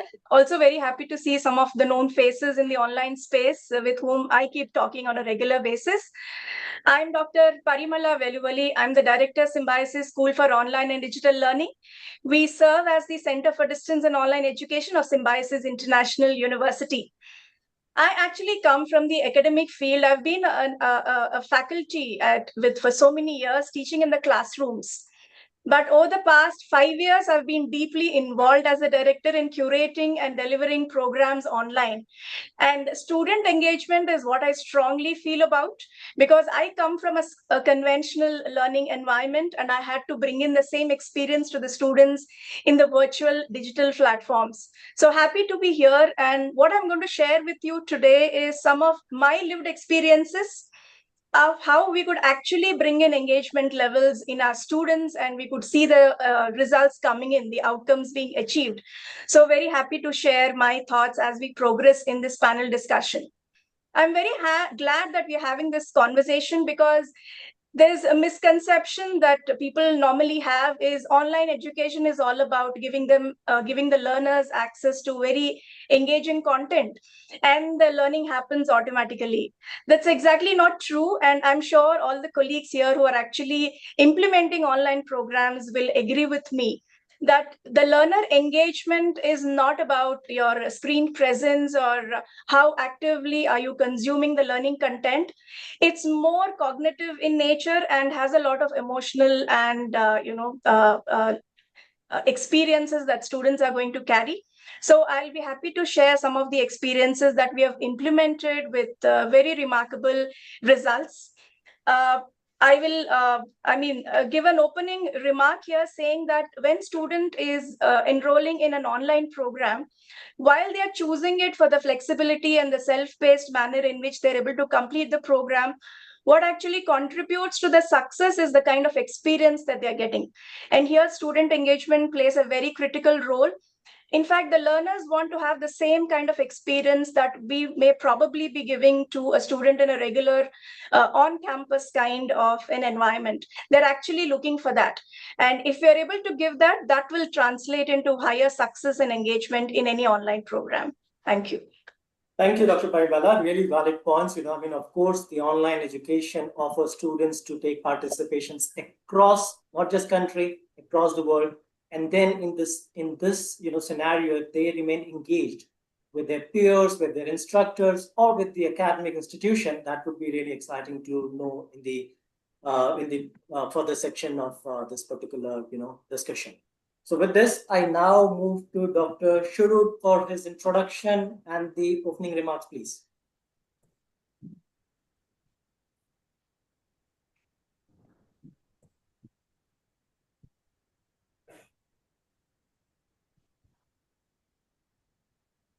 Do we have presence of Dr. Shurud today? Don't think so, Yogesh. Not visible on the screen. We can move forward. Okay, no problems. Now the next turn is for Dr. Safia. Yeah. Greetings to all of you. It is really a nice experience to having so stalwarts at the one platform. Myself, Dr. Safia, I am heading Center for Online Learning from Dr. D.Y. Patil Center for Online Learning. And I am in this domain for the last 29 years. And we are imparting online educations and with the motto of reaching to the unreached. And I must congratulate Chandan Anand sir, founder CEO of Ardor Communication, and Yogesh Chandra, country manager of Kortext, that you have taken such a nice initiative and you have created such a wonderful platform where we all could sit together and do some brainstorming for the betterment of the Viksit Bharat and the digitized digital area and to the digitizations.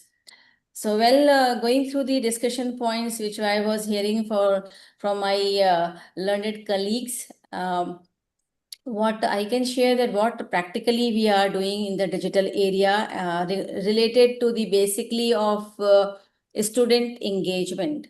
So in the current era, we are creating a student-centric digital learning environment. And as with the advancement or the integration of the artificial intelligence and the technology, now I feel that learning is more interactive and personalized. And for that, we all of us should conduct for more webinars, more master classes with the virtual expert sessions in order to encourage the students' participations. As Parimala Madam has rightly figured out that we cannot check the engagement only with analytics on the learning management system. We have to basically try to understand the student's psychology also. And in that regard, we should have some discussion forum in sort of quizzes, polls, or any collaborative activities as well. So I think we all are in the same lines, and we are trying to have more innovations, creativity, as well as the critical thinking, trying to imbibe this with the learners, and we are trying to building a industry and academia connections through the help of the digitizations, and we are trying to make their learning more inclusive, learner friendly through the help of the technology. So, and I believe personally that the technology in the coming area is just to support us, and the human connection is always important in this digitization or the digital area. So thank you for giving us a platform to discuss our views and opinions. Thanks to all of you. Thank you, Dr. Safia, for your opening remarks. Really nice to know that. I now move to Professor Ashok Sharma, please. Hello, everyone. I hope my audio and video are clearly audible and visible to all. Right? It is. Yeah. Thank you, Yogesh, for confirmation. First of all, I would like to thank Mr. Chandan and Mr. Yogesh for organizing this wonderful panel and definitely getting across like best of the institutions around and their the leadership team here. So definitely, I'm looking forward for a lot of learning from my colleagues who are here with their experience. As far as myself, I am a professor in the area of marketing and strategy. I've been teaching regular students for around 20-25 years, and since last 5 years, I am associated with the distance learning and online learning platform with the IMT Center for Distance Learning. Like IMT has got a long legacy of around 40 years. Like they were one of the first ones to start across with the distance learning one. And then when the satellites were being beamed, so we had those satellite centers also, and we had study centers across. Right? So, in due course of time, what we all have seen and observed, there's a marked change in the students' perception, students, level of attentions, the way student is consuming the content, and the way the student himself feels challenged. So there's a marked difference that we have been seeing across. And like from my experience from teaching in offline into class and now getting into an online domain, like this was something new for me. When you are engaging with the students and they are not in front of you, and sometimes even their videos are being off. So you have to connect with those sort of people, like without even seeing them. And there have been instances you have been teaching to a batch, and when you meet a student in front in one of the offline forums, at first point of time, you are not able to recognize that person. And when he speaks, then you are able to recognize, Are, you are the one, like we have been talking about online so many times. Like when we are interacting in that domain, so as a person, there are different parameters, but when we are into an online domain, those parameters shrink to a fewer ones, right? So again, when we talk about engagement, so engagement in this domain is very difficult. We understand that, but above overall, the initial remarks have been from my other colleagues also. Like very first thing is we need to understand and define what the engagement actually is.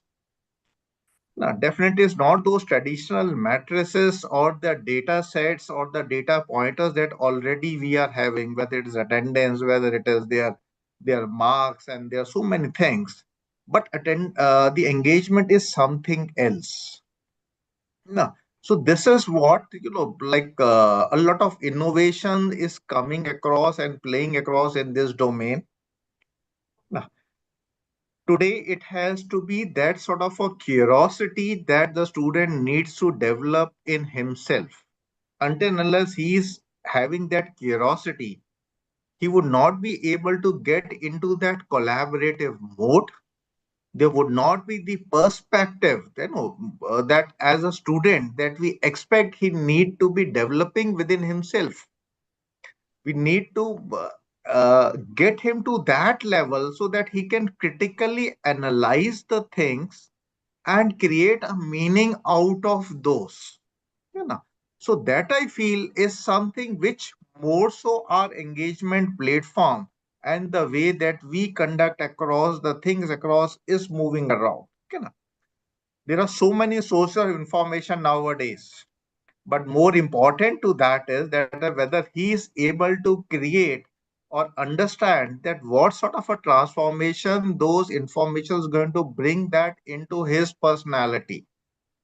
That is the first thing that he need to understand. And more importantly, from our part as a teacher, I always see through it that whether the student is able to think and make his own point and make the judgment.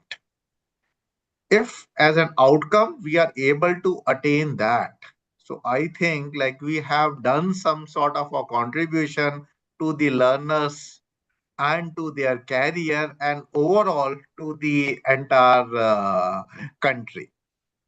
So looking forward for more pointers in due course of time. Thank you, Yogesh. Thank you very much. Thank you, Dr. Ashok. Really valid, initial remarks, I would say. Definitely, we will move to deliberate more on that. Our final speaker for today, Professor Amit Jain. May I have your introduction, please? Yes, good afternoon to all the distinguished panelists, respected academicians, industry experts, and faculty members, and my dear students. Good afternoon to one and all. I am Professor Amit Jain, Dr. Amit Jain, Dean Academics at Indraprastha Engineering College, Sahibabad. It is both a privilege and a pleasure to be a part of this important panel discussion. Thanks to Professor Yogesh and Chandan for calling us on the theme Measuring What Matters, Rethinking Student Engagement in the Digital Age. The topic before us is not merely academic, it is deeply connected to the future of education, institutional excellence, and the holistic development of the students. Basically, I thought so. We are living in an area that where education has undergone a massive transformation. Classes are no longer confined to four walls only. Learning today happens through digital platforms, virtual collaborations, AI-enabled tools, online assessments, learning management systems, and interactive technologies. While these innovations have created immense opportunities, they are also being challenged us to rethink on a very fundamental question. How do we truly measure student engagements in the classes? Meaningful engagements includes intellectual curiosity, critical thinking, emotional connection with learning, collaboration and communication, creativity and innovation, ethical and responsible digital behavior. So from my side, this is the basic idea today for which we have been discussing, we have been talking about, and I'm looking forward for a highly enriching and thought-provoking session. Thank you so much. Thank you, Professor Amit. Brilliant remarks, I would say. What we will now going to do is we will go to proceed to the next session, or rather I would say next round. So thank you for your powerful opening remarks. Now let's dive into a key discussion point, which is measuring what matters, rethinking student engagement in the digital age. Apology that we lost some time in the first panel discussion. Just to keep the time on track, I would say if we can probably able to wrap up everyone for within 4 minutes, that would be really nice. With this note, I will now open it to Dr. Suresh for his remarks on the discussion point. Once again, thank you, Rajesh, and thank you for all the members joining us for a wonderful discussion. I missed out my initial remark, and this is my initial remark, in fact. Basically, this measuring in the digital age of student engagement has been considered one of the most critical indicators of academic success and institutional effectiveness. And of course, to get into the educational quality, we are not only looking at something about classroom attendance, participation, assignment, examination performance, etc. However, the rapid expansion of digital learning environment is online education, hybrid classroom, and of course, artificial intelligence enabled platform. Now, I look at this in this form as no longer limited to physical classroom participation, where cognitive engagement, emotional engagement, behavioral engagement, social and collaborative engagement, and then self-directed learning with analytics is very, very important. And herein, I had a case study. During my academic tenure, we had conducted a faculty development program with all these components together. I trained my faculty and we had a flipped classroom kind of concept where 15 minutes of teaching. Before getting into the classroom, of course, students come with a lot of tools. He goes through what is the lesson plan. Based on the lesson plan, he understands things from ChatGPT and other tools for that matter. He comes with ready-made questions. He is asked to come with the questions. He is informed to come with the questions, because at the end of the session, you will be given an assignment. That assignment is going to be assessed by an artificial intelligence tool. So all the students who are engaging in the respective subject, respective teaching, is asked to come with the kind of prior information note. And now 15 minutes is only a teaching, and 15 minutes is engagement of the students in peer collaboration, discussion, and the last 20 minutes of the session is on project-based learning or experiential learning. So this is what been experienced with us, and with that experience we have got a wonderful result, and more than 30% of our results have been improved, and our objective also been met, and we have our outcome-based education is wonderful. And this has been assessed with self-directed learning tools. We had created a tool, something like a self-directed learning behavior, that's called SDL, and with that self-directed learning, it's something like employing the student themselves into variety of tools, like not only AI-powered tools with digital library, open educational resources, virtual learning communities, and so on. So with that, we first identified the learning needs, goals, other resources, and monitoring through AI tool that is also being progressed, and we evaluate at the end of the session. So every session has been done in that manner, and we had a core self-directed learning behavior of the student also been learned, also been measured. So for that, we had to define a very clear academic objectives, and we establish a short-term and long-term goals and prioritize learning task also. So this is being made like weekly studying planning, research milestones, skill development targets, etc. And of course, people will get the goal setting will be slowly vanished. So they are all kept on motivated, and they are being focused, and their academic persistence also being kept in a high tenure for that matter. And with that, curiosity being driven to learn very many things. Time management is very, very important component here. And of course, that is also being considered with academic performance, stress reduction, productivity, so many things like. So all that being planned, monitored, reflection being measured, and evaluating the students' strength and weaknesses also, and adopting them towards a goal. So for that, we had 4 tools for that matter: monitoring comprehension, reflection, strategy adjustment, and progress tracking. So all these components being measured, and we have a tool for that to measure each and everything by difficulty concepts in that, and then their performance, their study methods, and various other resources which are supporting. And we have a checklist also, and an application also being developed in the mobile, and this could be monitored by both teacher as well as the master of the teacher and the students and the students' parents as well. So these kind of things have been done very wonderfully, and we have at the end very, very note organization that we got with the task management, AI, tutoring, online learning, research, so many things like that. And finally, I would like to say only one point at this juncture. By this self-directed learning behavior, which is essential competency in the digital age at the moment now, to have the foundation of lifelong learning, academic success, and professional adaptability. Effective self-directed learners demonstrate goal setting, self-regulation, reflection, critical thinking, time management, and of course, digital literacy as well. So this is a collective responsibility of all the N. And with this, the AI, digital technologies continue transforming education. Institutions must cultivate environments that engage and encourage autonomy, inquiry, collaboration, reflective learning rather than passive information consumption. So with this, we are very successful with this tool. We are very successful in monitoring also, and we are keep following, and any development or innovations in this with respect to, we are welcome, and we would like to add upon more, and every time and now we are keep revising this, and we are improving better towards better learning goal. Thank you.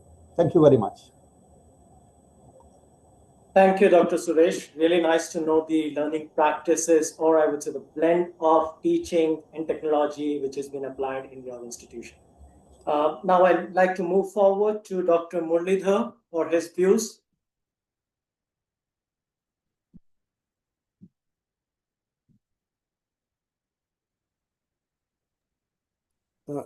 Dr. Muralidhar, please unmute yourself. I think you are speaking on mute, Dr. Muralidhar. Yeah. Now, am I audible? Yes, you are. Yeah. Thank you very much.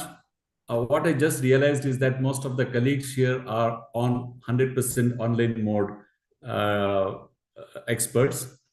I belong to medical education, which cannot be 100% online. So I would deal on how can engagement metrics be aligned with learning outcomes, skill development, and long-term student success in medical education. Okay.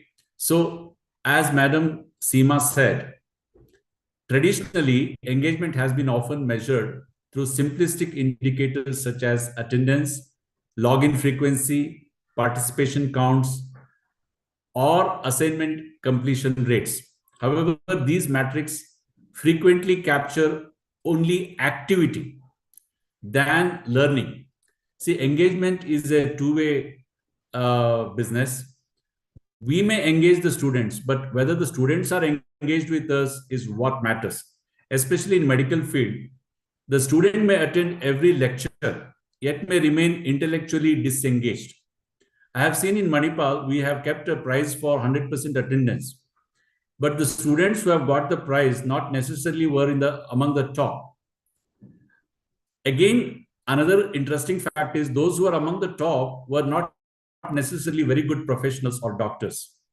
So medical institutions must rethink engagement metrics to ensure they meaningfully reflect learning outcomes, professional growth, skill acquisition, and long-term success as a future physician. All of us know that National Medical Council has now come up with the competence.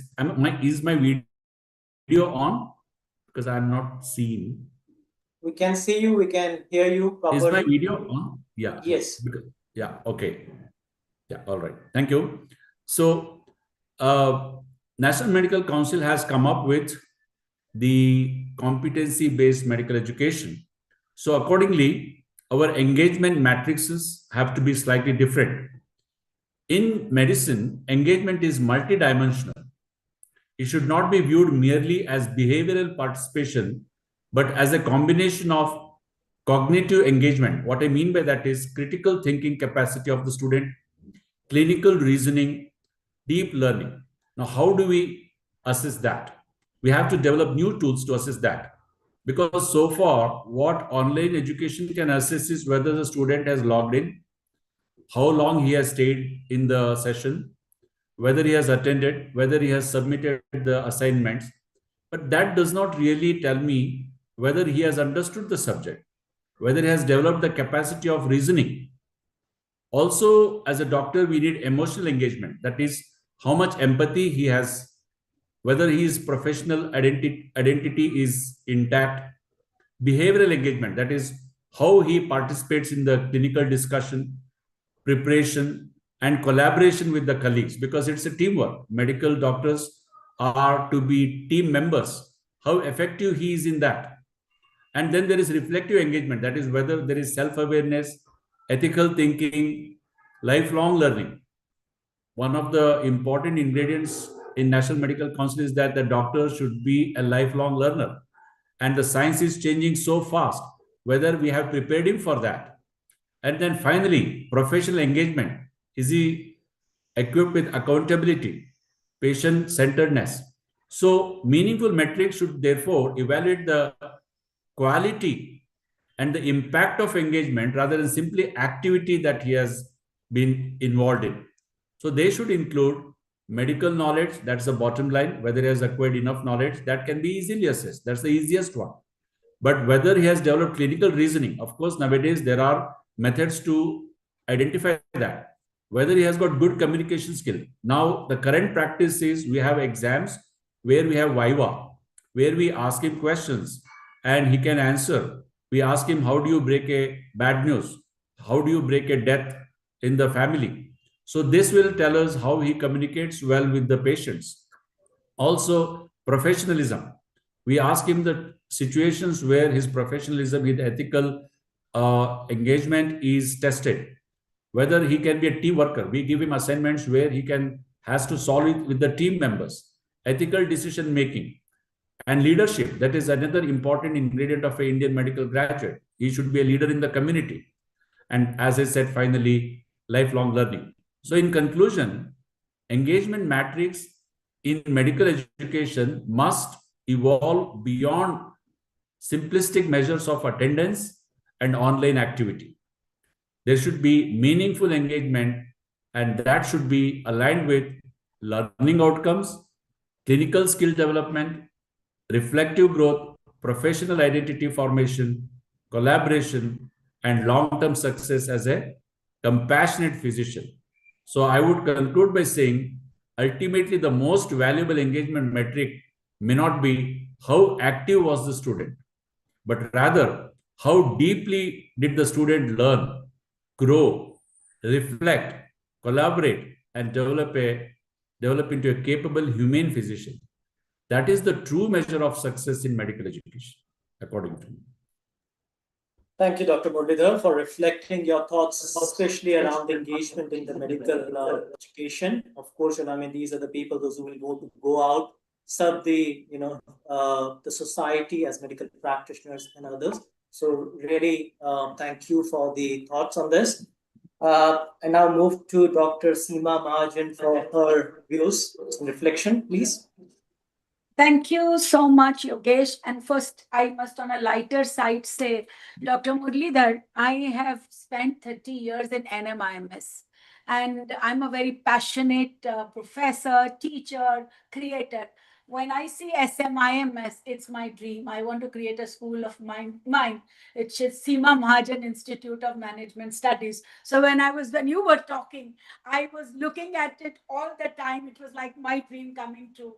It was truly nice to see. And I would like your observation.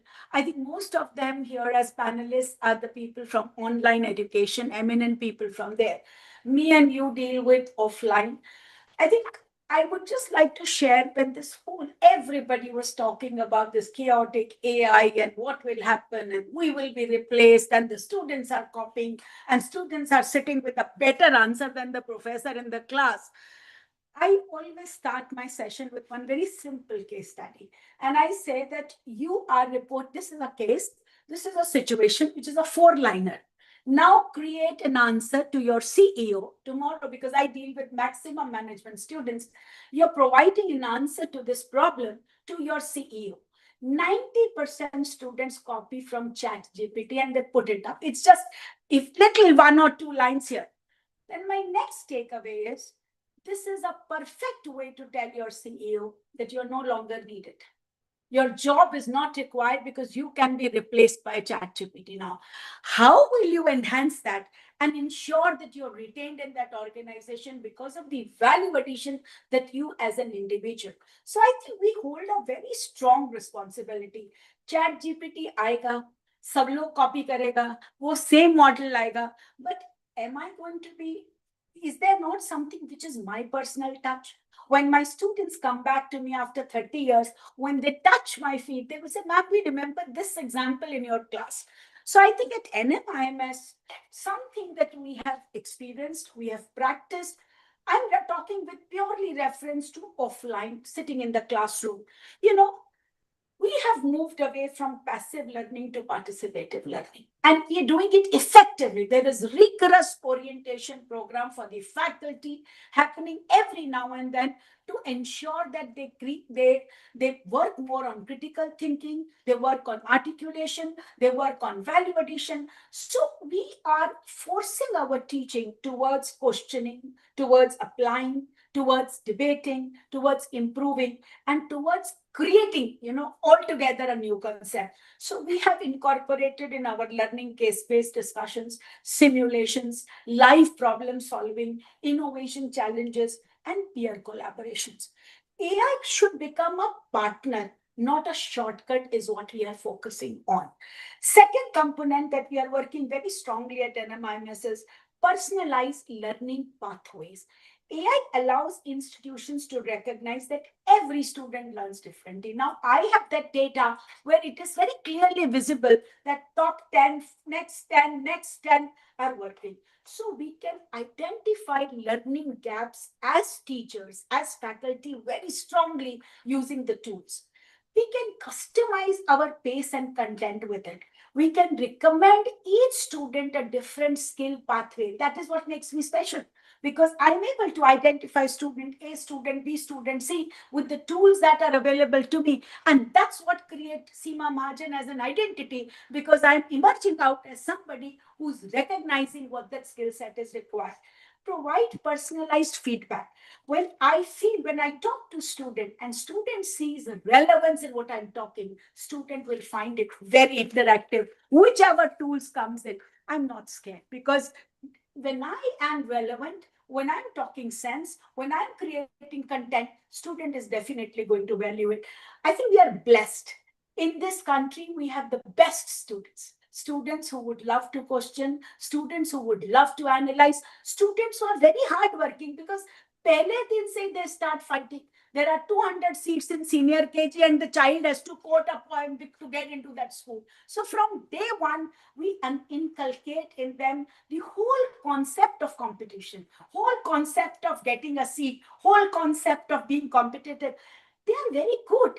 It's just we need to direct.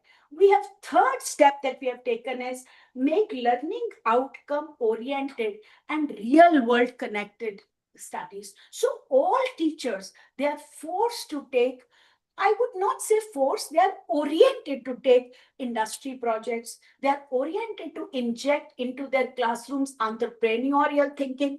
They are actually encouraged to take social impact assignments. They are actually, while they are teaching the subject, they actually involve a lot of project, field work, where a student gets into the field and picks it up. We are also at our school bringing in a lot of diversity by bringing cross-disciplinary learnings. So HR faculty and marketing would go together, law and finance would go together. Now, these kind of combinations probably make education very, very interesting.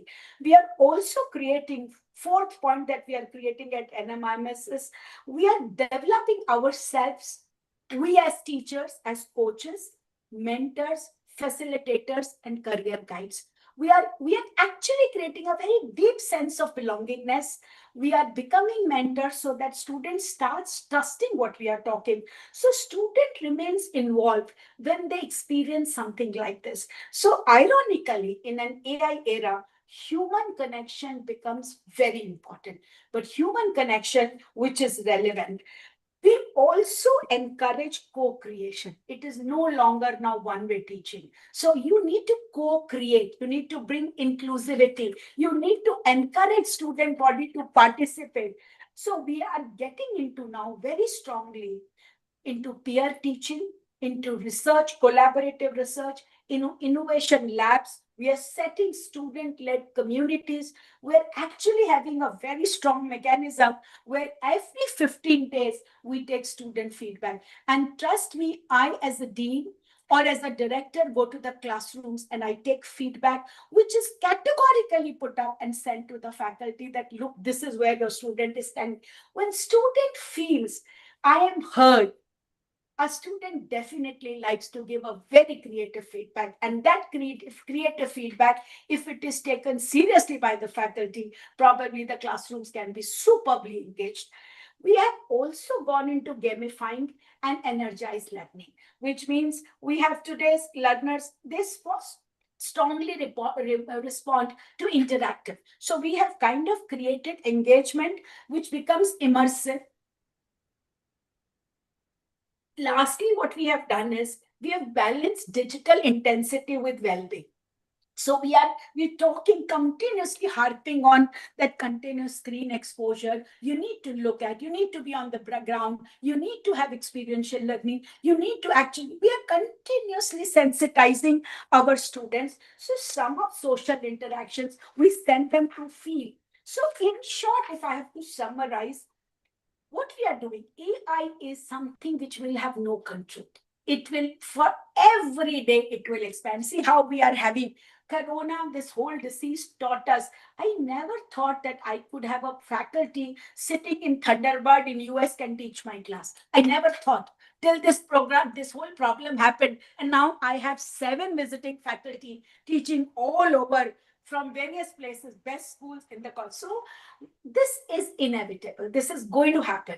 What we are focusing today on is thinking critically, articulation, asking better questions, evaluating outputs of the students, making ethical decisions. We have very set, very standard norms that if this happens and this is what you have done, probably this is how. So application-based learning is what we are encouraging. You know what we are trying to do? We are trying to sensitize ourselves that AI literacy itself should become a part of engagement. Let's use this tool and let 2 of us understand each other. I think this model has been super successful. I personally feel that after several years of teaching, I am still able to retain my personal touch with my 2,500 students in my school, in my family business school, and I'm able to connect with them individually. I am using these tools just to know them better. Lastly, I would say, if I have to summarize everything in one line, what we have gone ahead here at our university is more personalized, better purpose-driven. We are collaborative and inclusive. We are very, very experimental. And now we are focusing on human-centered learning. So this is what probably would summarize if I have to talk about the topic of the discussion. Once again, thank you so much. You don't have to agree with me, but this is what few things that we have initiated are getting us very good results. Thank you, Dr. Sinha. Your reflections are right, probably, from the perspective that you are driving a lot of practices of participation, where you are not just, the students come with a competitiveness, but what you are doing is bringing or, putting that into the collaboration. So, of course, what you rightly said, that AI use has to happen. You cannot ignore it anymore. So it will eventually go to embrace everyone, and everyone has to, work along with it. So really nice reflection. Now I move forward to Dr. Manoj Kumar, and may I have your perspective on the topic, Dr. Manoj?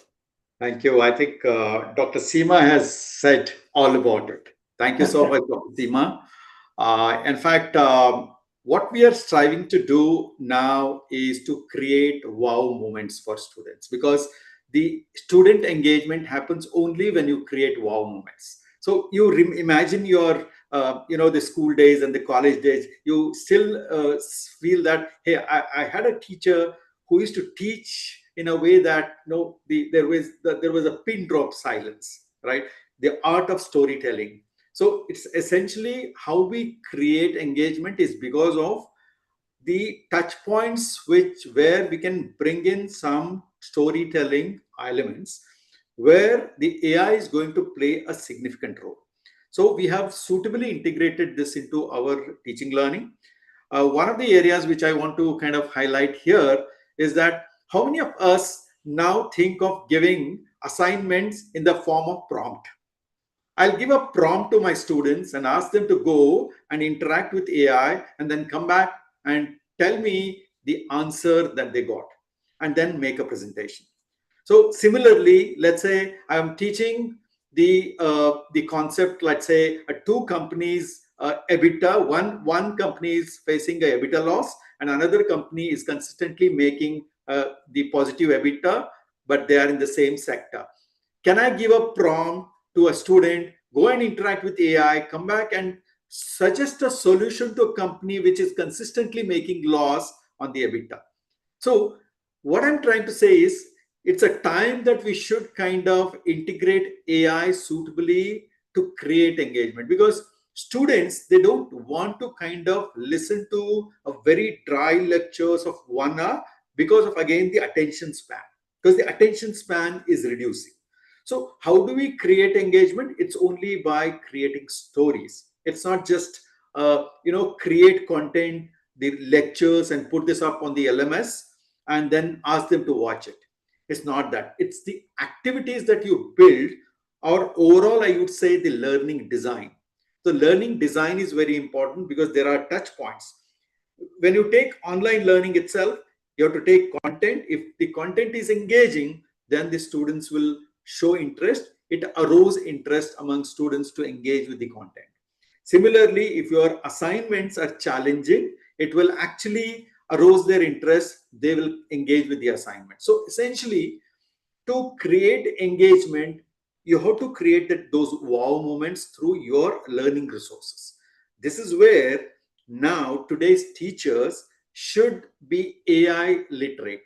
They should be able to use AI effectively in creating content, creating assignments, and engaging students. Because although the Dr. Murli and Dr. Seema, they are from campus education, and most of us are in online education, today we are in an era of transition. And I'm sure in years to come, you'll see a blended education.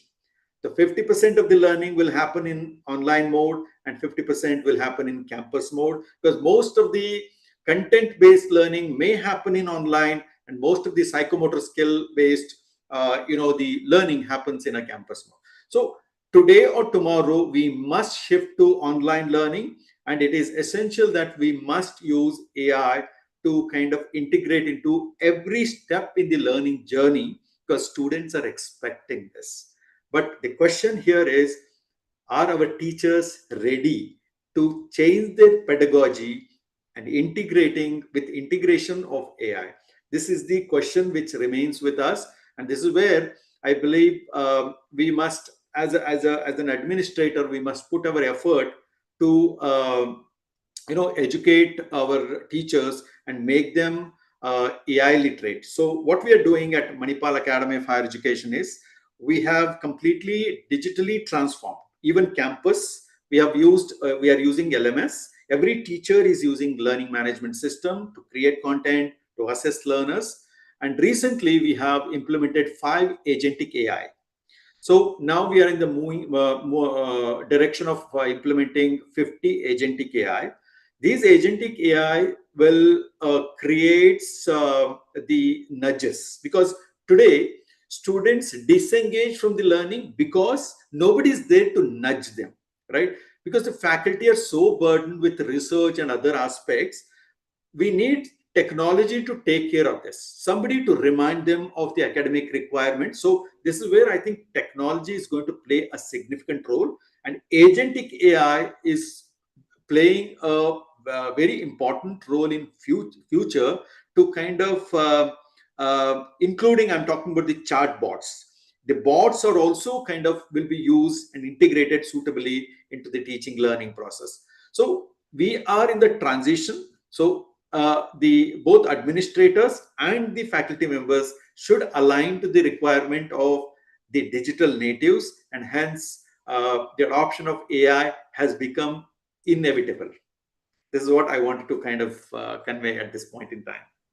Thank you. Brilliant perspective, Dr. Manoj. I cannot agree more. Of course, the instructors definitely have a very, very important role to play in the online education space.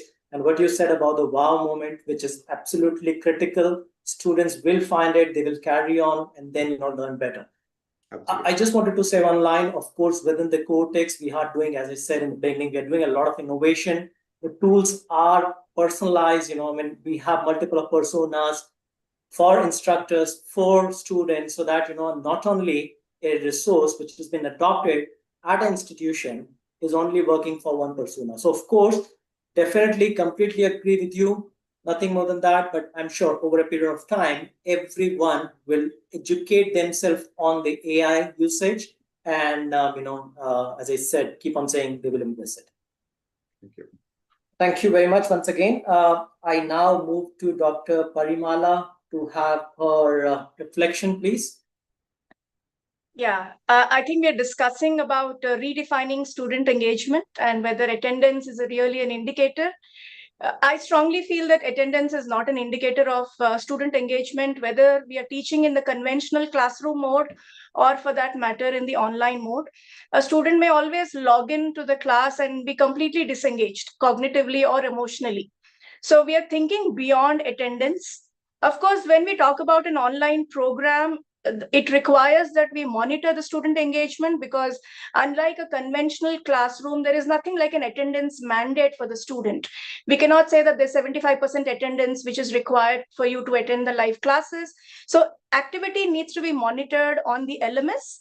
But when we're looking at engagement, I think we should be looking at a broader perspective. So we should be looking at the engagement at a behavioral level, at a cognitive level, and at an emotional and a social level.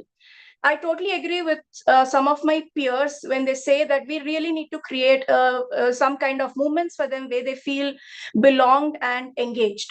Now, talking about the behavioral engagement, of course, there needs to be analytics in place. We will need to monitor the student levels of engagement in terms of what is the time that they're spending on the LMS, how much of the content have they consumed. This is like an initial or a check that we must have. Because for all that we know, the student needs to be there in the program. Tomorrow he's sitting for assessments, and eventually he's going to graduate with the degree of the university, and therefore he must have that knowledge, skills, which the degree will be imparting him. So the behavioral engagement definitely needs to be monitored. But if we look at the cognitive levels of engagement, I'm sure everyone will agree that the learner profile of a student who's enrolled in an online program is different. He's not a fresher. Mostly he's a working professional who is coming and who is signed up in the online program because it is giving him or her a lot of flexibility and the ability to complete the program in a self-paced manner. So given the profile of this student who is coming with work experience, we should be able to create opportunities where they're able to transfer these skills immediately into their workplace. This is going to bring that kind of a cognitive engagement so that they're able to apply what they're learning. And because they're already working, it will be very easier for them to implement what they're learning or, consuming through these videos, whether synchronous or asynchronous. Plus, we should also go into in-depth of understanding where the student is coming from. They could be very senior, experienced people in the learner profiles itself, right? This will understand when we really do a bit of a research into where are they coming from, what are the skill sets that they bring. And we can bring a beautiful synergy by giving them projects which will involve for a collaborative learning. So they get an opportunity to showcase what they already know. And trust me, we've implemented this, and this is a great way for the student to showcase their abilities and get a sense of belongingness towards the institution. The third most important aspect is through the emotional attention and care that we have to provide. So the student is the student of the university. Therefore, their emotional well-being also has to be a part and parcel of the entire program offering. So something that we have done at SSODL, which has really been appreciated by the students, we try to give them support because we have a dedicated center for emotional well-being. So we reached out to the students and gave them, a lot of helpline numbers and took a lot of sessions for them into managing their work-life balance. Many of them are self-financing their education. They have their work schedules. They have to manage their work along with their family. So they can do with a lot of support and mentoring with regards to how do they manage and cope up with these responsibilities. Another thing that we can do to bring in their engagement level, as Professor Manoj has also said, is there also needs to be some touch points. And one of the touch points is to ensure that there's a very strong mentor framework. There should be somebody who is available for the student 24/7. We could do it through a manual human kind of a support system, which is greatly appreciated. But what we have done is we have brought in a student buddy, which is an AI support for all the queries that the student will have 24/7. There's a response that's going to the student through this student buddy. So what happens is the student is provided with instant feedback or a piece of information that they greatly appreciates, because that helps them keep in track with what the submissions are, what are the deadlines, and what are the requirements, so it gives them that kind of a support. And an AI buddy is actually helping us here, because it will answer with the same sweet energetic tone, no matter if the call is the bot has to answer at 2 a.m. in the morning or maybe 10 a.m. in the morning. So these kind of activities will greatly enhance their engagement levels. Plus, we also need to create a kind of an experience for the student. I mean, what if the program is offered online? Literally everything that is happening in a conventional classroom can be recreated in the online space, given the kind of technology and the very dynamic learning management systems that we have. So whatever events we are actually doing on campus, they can all be recreated, and we are able to do a lot of virtual events, student clubs. There are students with different kinds of talents, they come from different backgrounds. There is so much of cultural diversity that is there in an online program. So the beauty of doing a program online is you are actually creating a learning system where students across geographies are actually able to come together. So when you do virtual events, you're actually putting these students in contact with their peers. And there are so many social media engagements that one can do, where the student feels that, hey, I am a part of such an excellent cohort. And that's like an organic, initiative. They themselves will take it up from there and ensure that they are connected with their peers. So this again gives them a sense of belongingness. What we did at an academic level is we brought in research projects, which are actually a research-based projects, which are a part of our regular programs. We recreated the same in the online environment.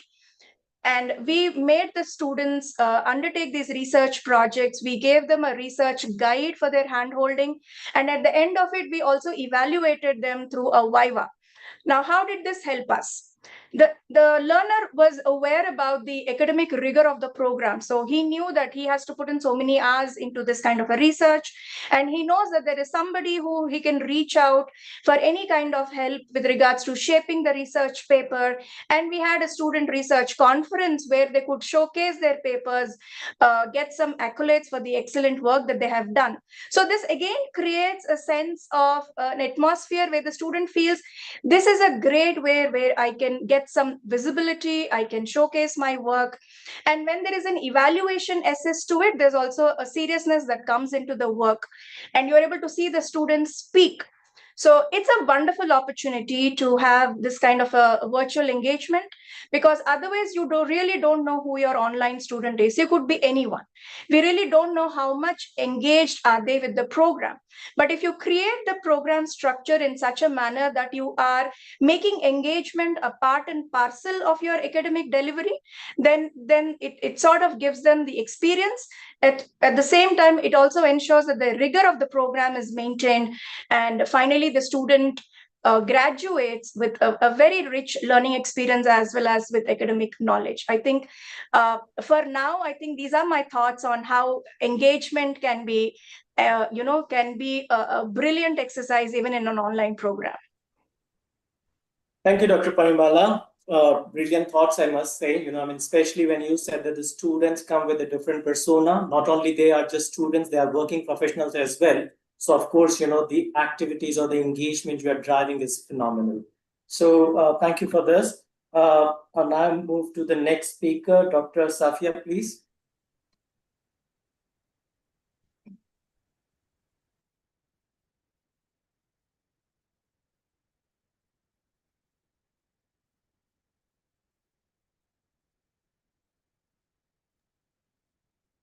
Dr. Safia Farooqi, I can see you are here. It's your turn.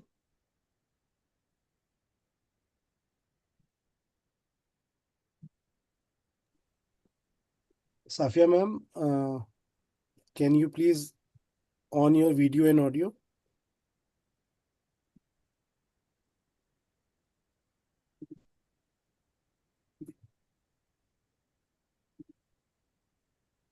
So, We may shall we to move to the next speaker? Yeah. Dr. Safia comes in, we can probably have her thoughts a little later. Professor Ashok Sharma. Thank you, Yogesh. Thank you. Oh, my job has become more tough. Dr. Parimala has put across a great perspective, being into an online domain. And before him, Professor Manoj, actually, they have touched across each and everything. Whenever we are talking about the online and distance learning scenario, and definitely the challenges are multifold. Like Dr. Parimala pointed out, attendance is not mandatory. So it's not that sort of a push. You need to create that sort of a pull that is required for them to be into your session, to take the program. And traditionally, what we have seen across is like the completion rates also are low as compared to a full-time program where he is full-time engaged. So here the engagement challenges are multifold. But one thing that Dr. Manoj and Dr. Parimala both have really put across, and I also strongly believe in that. First thing is student experiences. Student remember their experiences. That is the most important thing. Now, even in the offline class, like Dr. Seema has also pointed out, that what they are trying to do is create those experiences and the learning from those experiences. Same thing happens in the medical fraternity also, that we have already just seen across. So prominently, when we are talking about engagement, so more so it has to revolve around that sort of an experiences that is going to be there. Now, another important thing when we are talking about the engagement is activity is not the engagement, right? All of my my peer speakers, they already have agreed on to that. But more importantly, in order to ensure engagement, there also has to be certain measurable component that needs to be added into that. Until unless there is something which you are measuring, the entire impact cannot be really identified, right? So now when you have to get across into that level of engagement, so definitely a lot of creativity is required from the faculty end also. And definitely AI is coming at a very as a very big help. In our online learning sessions, we do a lot of live learning sessions. And what we have observed is that after 10 to 15 minutes, or even if I say in certain cases, even 10 minutes is also more. Like student tends to get carried away with some other things. So we are using a lot of AI tools and interventions actually to have those sort of quizzes and nudges in between the learning sessions to bring him back. Earlier it has to be just an example, just a small quiz. Now it is not only just the quiz. It has to be some sort of an experiences that is going to be put across, some sort of a challenges which have to be thrown across onto them. So that again gives them a trigger. Yes, this professor is asking something like this. So what I need to be doing, what I need to be exploring, what I need to be thinking across. So that is something that we have embedded in our live classes that is going to be there. So that is going to be the one thing. Second thing is when we go in for asynchronous learning outside the class. One thing we all understand, like a student comes to an online institution for doing any program, when he is in, what I see is, in a deep pain, he is not getting that relevant growth. He's not able to devote time for his studies. He's not able to have that sort of a concentration. Might be there might be some other challenges, the financial constraints also. So he's already into a vicious circle where he is already overburdened by so many things. Now, at that point of time, because institution is not investing on that particular person, the companies are not investing on him and giving him that opportunity for growth. So that is why he comes across to us. So like when we are finding, we are interacting with the student, we try to find what are those expectation levels, what he's expecting and what we have to deliver him after the program. That outcome needs to be identified. Okay, na? So we are creating that customized pathways, customized learning things, or rather what I say is customized, some sort of an experiences for that individuals. We have got an experiential courses, and one of the experiential courses in the area of entrepreneurship, where he has to again define a business problem and then he has to do a study and come out with some sort of a business plan. Now, whether he comes and creates a startup or not, that is a separate thing. But during this entire journey, so there are going to be the sessions where those discussions are happening, those problem statements are being discussed, and then the solutions are being identified and coming across. So those are going to be those multidisciplinary discussions which are happening. Right. And what we have seen across is the impact of these are better even than the simulation that we used to do earlier with our students. Now they are feeling more engaged. Simulation can there was a fixed parameter, certain parameters moving. Now they are into the things. And I would be pretty happy to inform those students, they have taken their business plan to the various competitions and presented them. So again, when we talk about engagement, so prominently what we see across is that engagement requires ownership in respect of the student.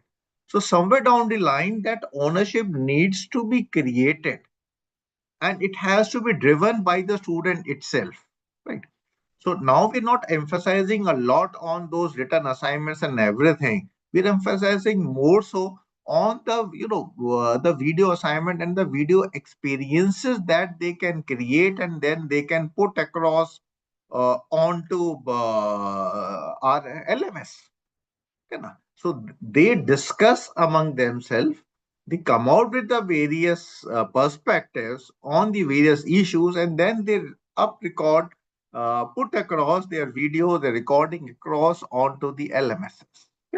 So, the different ways are being crafted across to ensure that they are able to develop that interdisciplinary thinking, that impulsive behavior, and definitely the application of learning also has to be developed.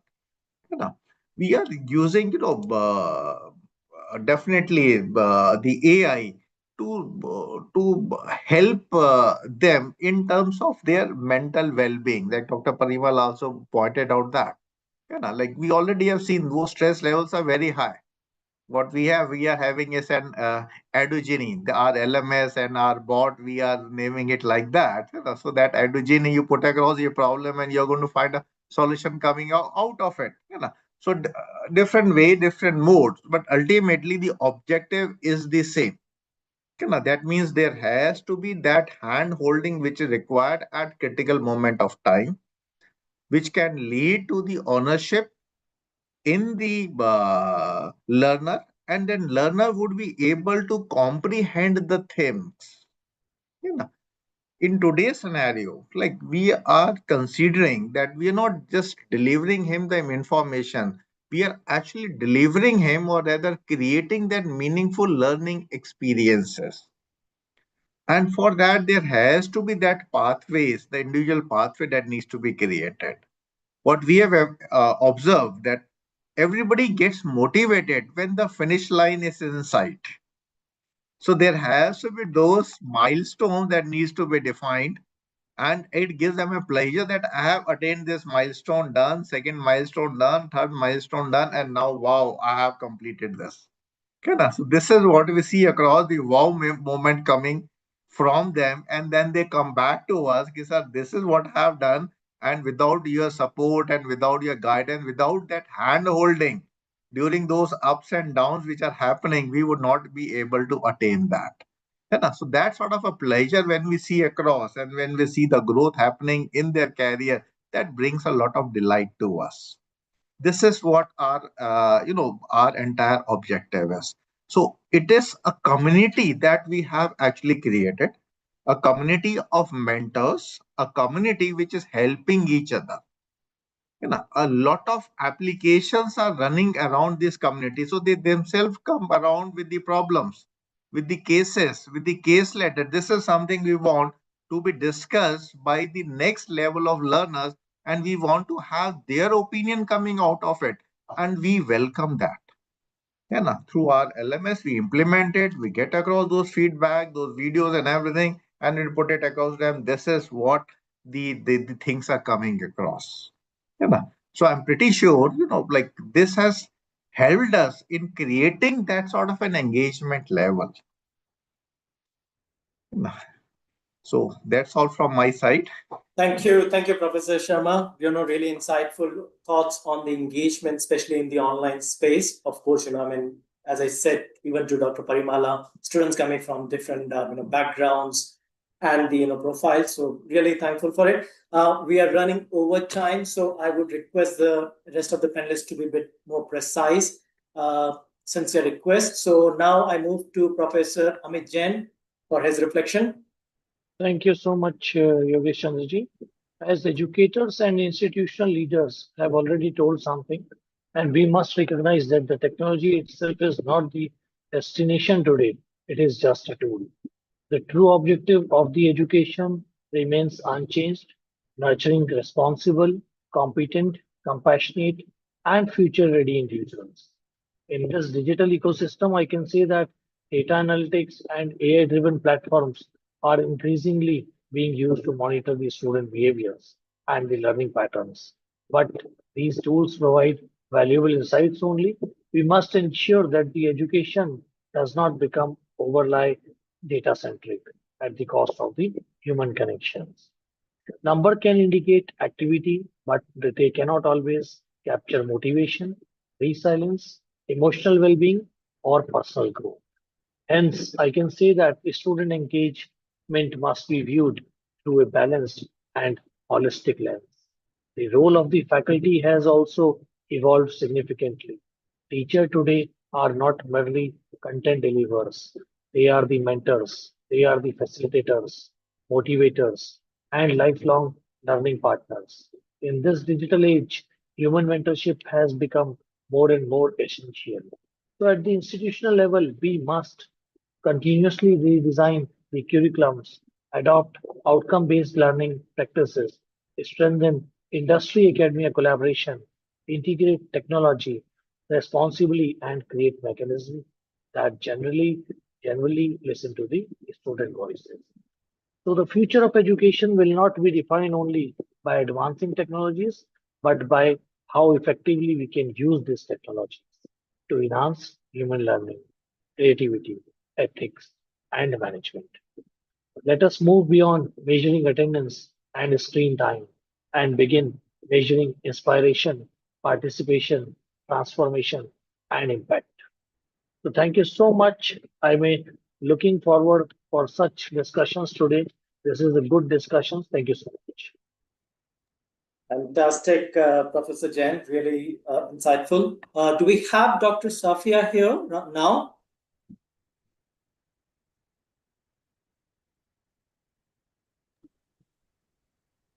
Chandan, any luck with Dr. Safia? Or no, she was there for a while. I'll again try to to connect with her.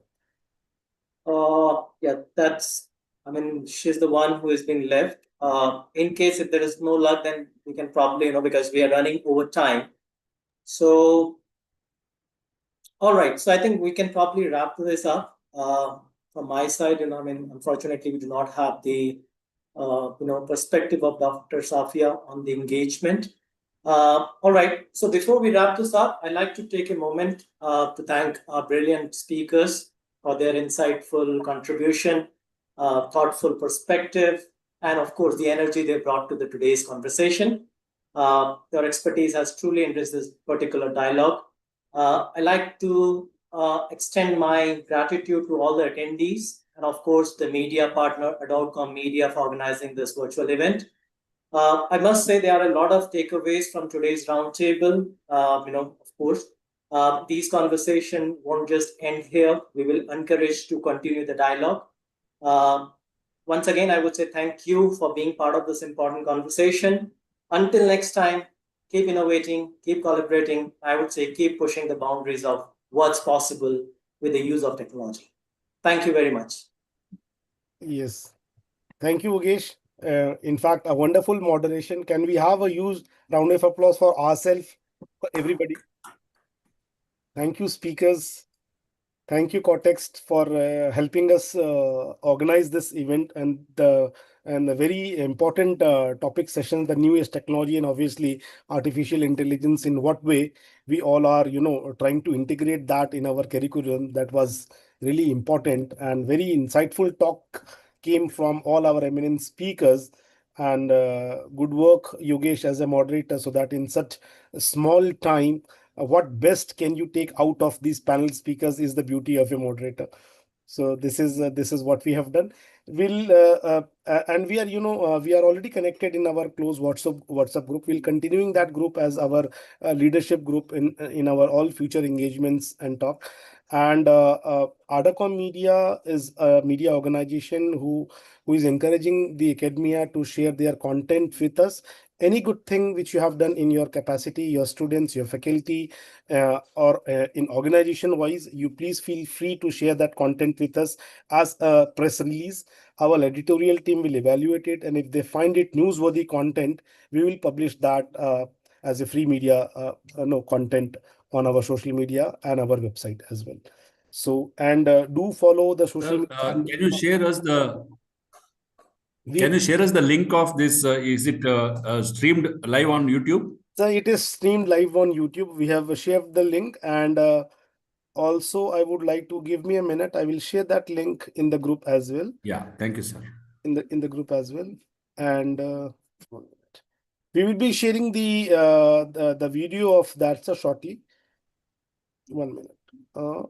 Here it goes. So yeah, and to end, we all are connected on social media, and all our speakers have been promoted through a small creative in the social media. In case we could not find your social media handles, I would again appeal you to go back, tag yourself and your organization, and make people aware outside this close fraternity, as in why we have gathered today. What was an outcome of this event? So apart from us, they should also be encouraged and be aware of. And please share this this story and the outcomes of this event to your students as well, and faculty members, as in what was the outcome and what was the learning for today's event. So with this, we Yogesh, are we showing any video, or it's? I think we have done it in the beginning. I think everyone had joined by that time. Okay, so okay. In case if people can stay just for a minute, in case if, can you please? So that will be light, because just a minute. A video and music will add. So before everyone goes, let me just share this video once again. Yeah.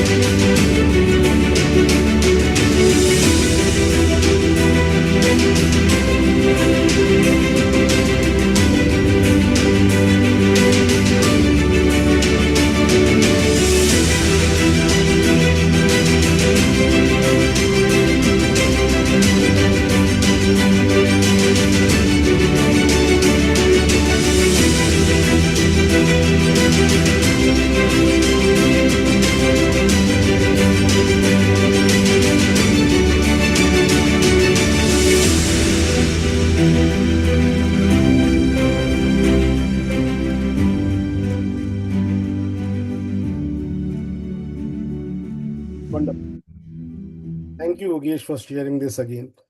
So Thank you, with this, with this we can end the session. So stay safe, stay healthy, and let's get connected event after event when we get a very relevant topic to again engage with you. So bye-bye. Thank you, everyone. Thank you. Good evening. Thank you, Bye-bye. Chandan. Thank you, Yogesh. Bye. Thank you. Thank you, Well done. Well everyone. done. Thank Well you, done. and all the best. Thank you very much. Thank you.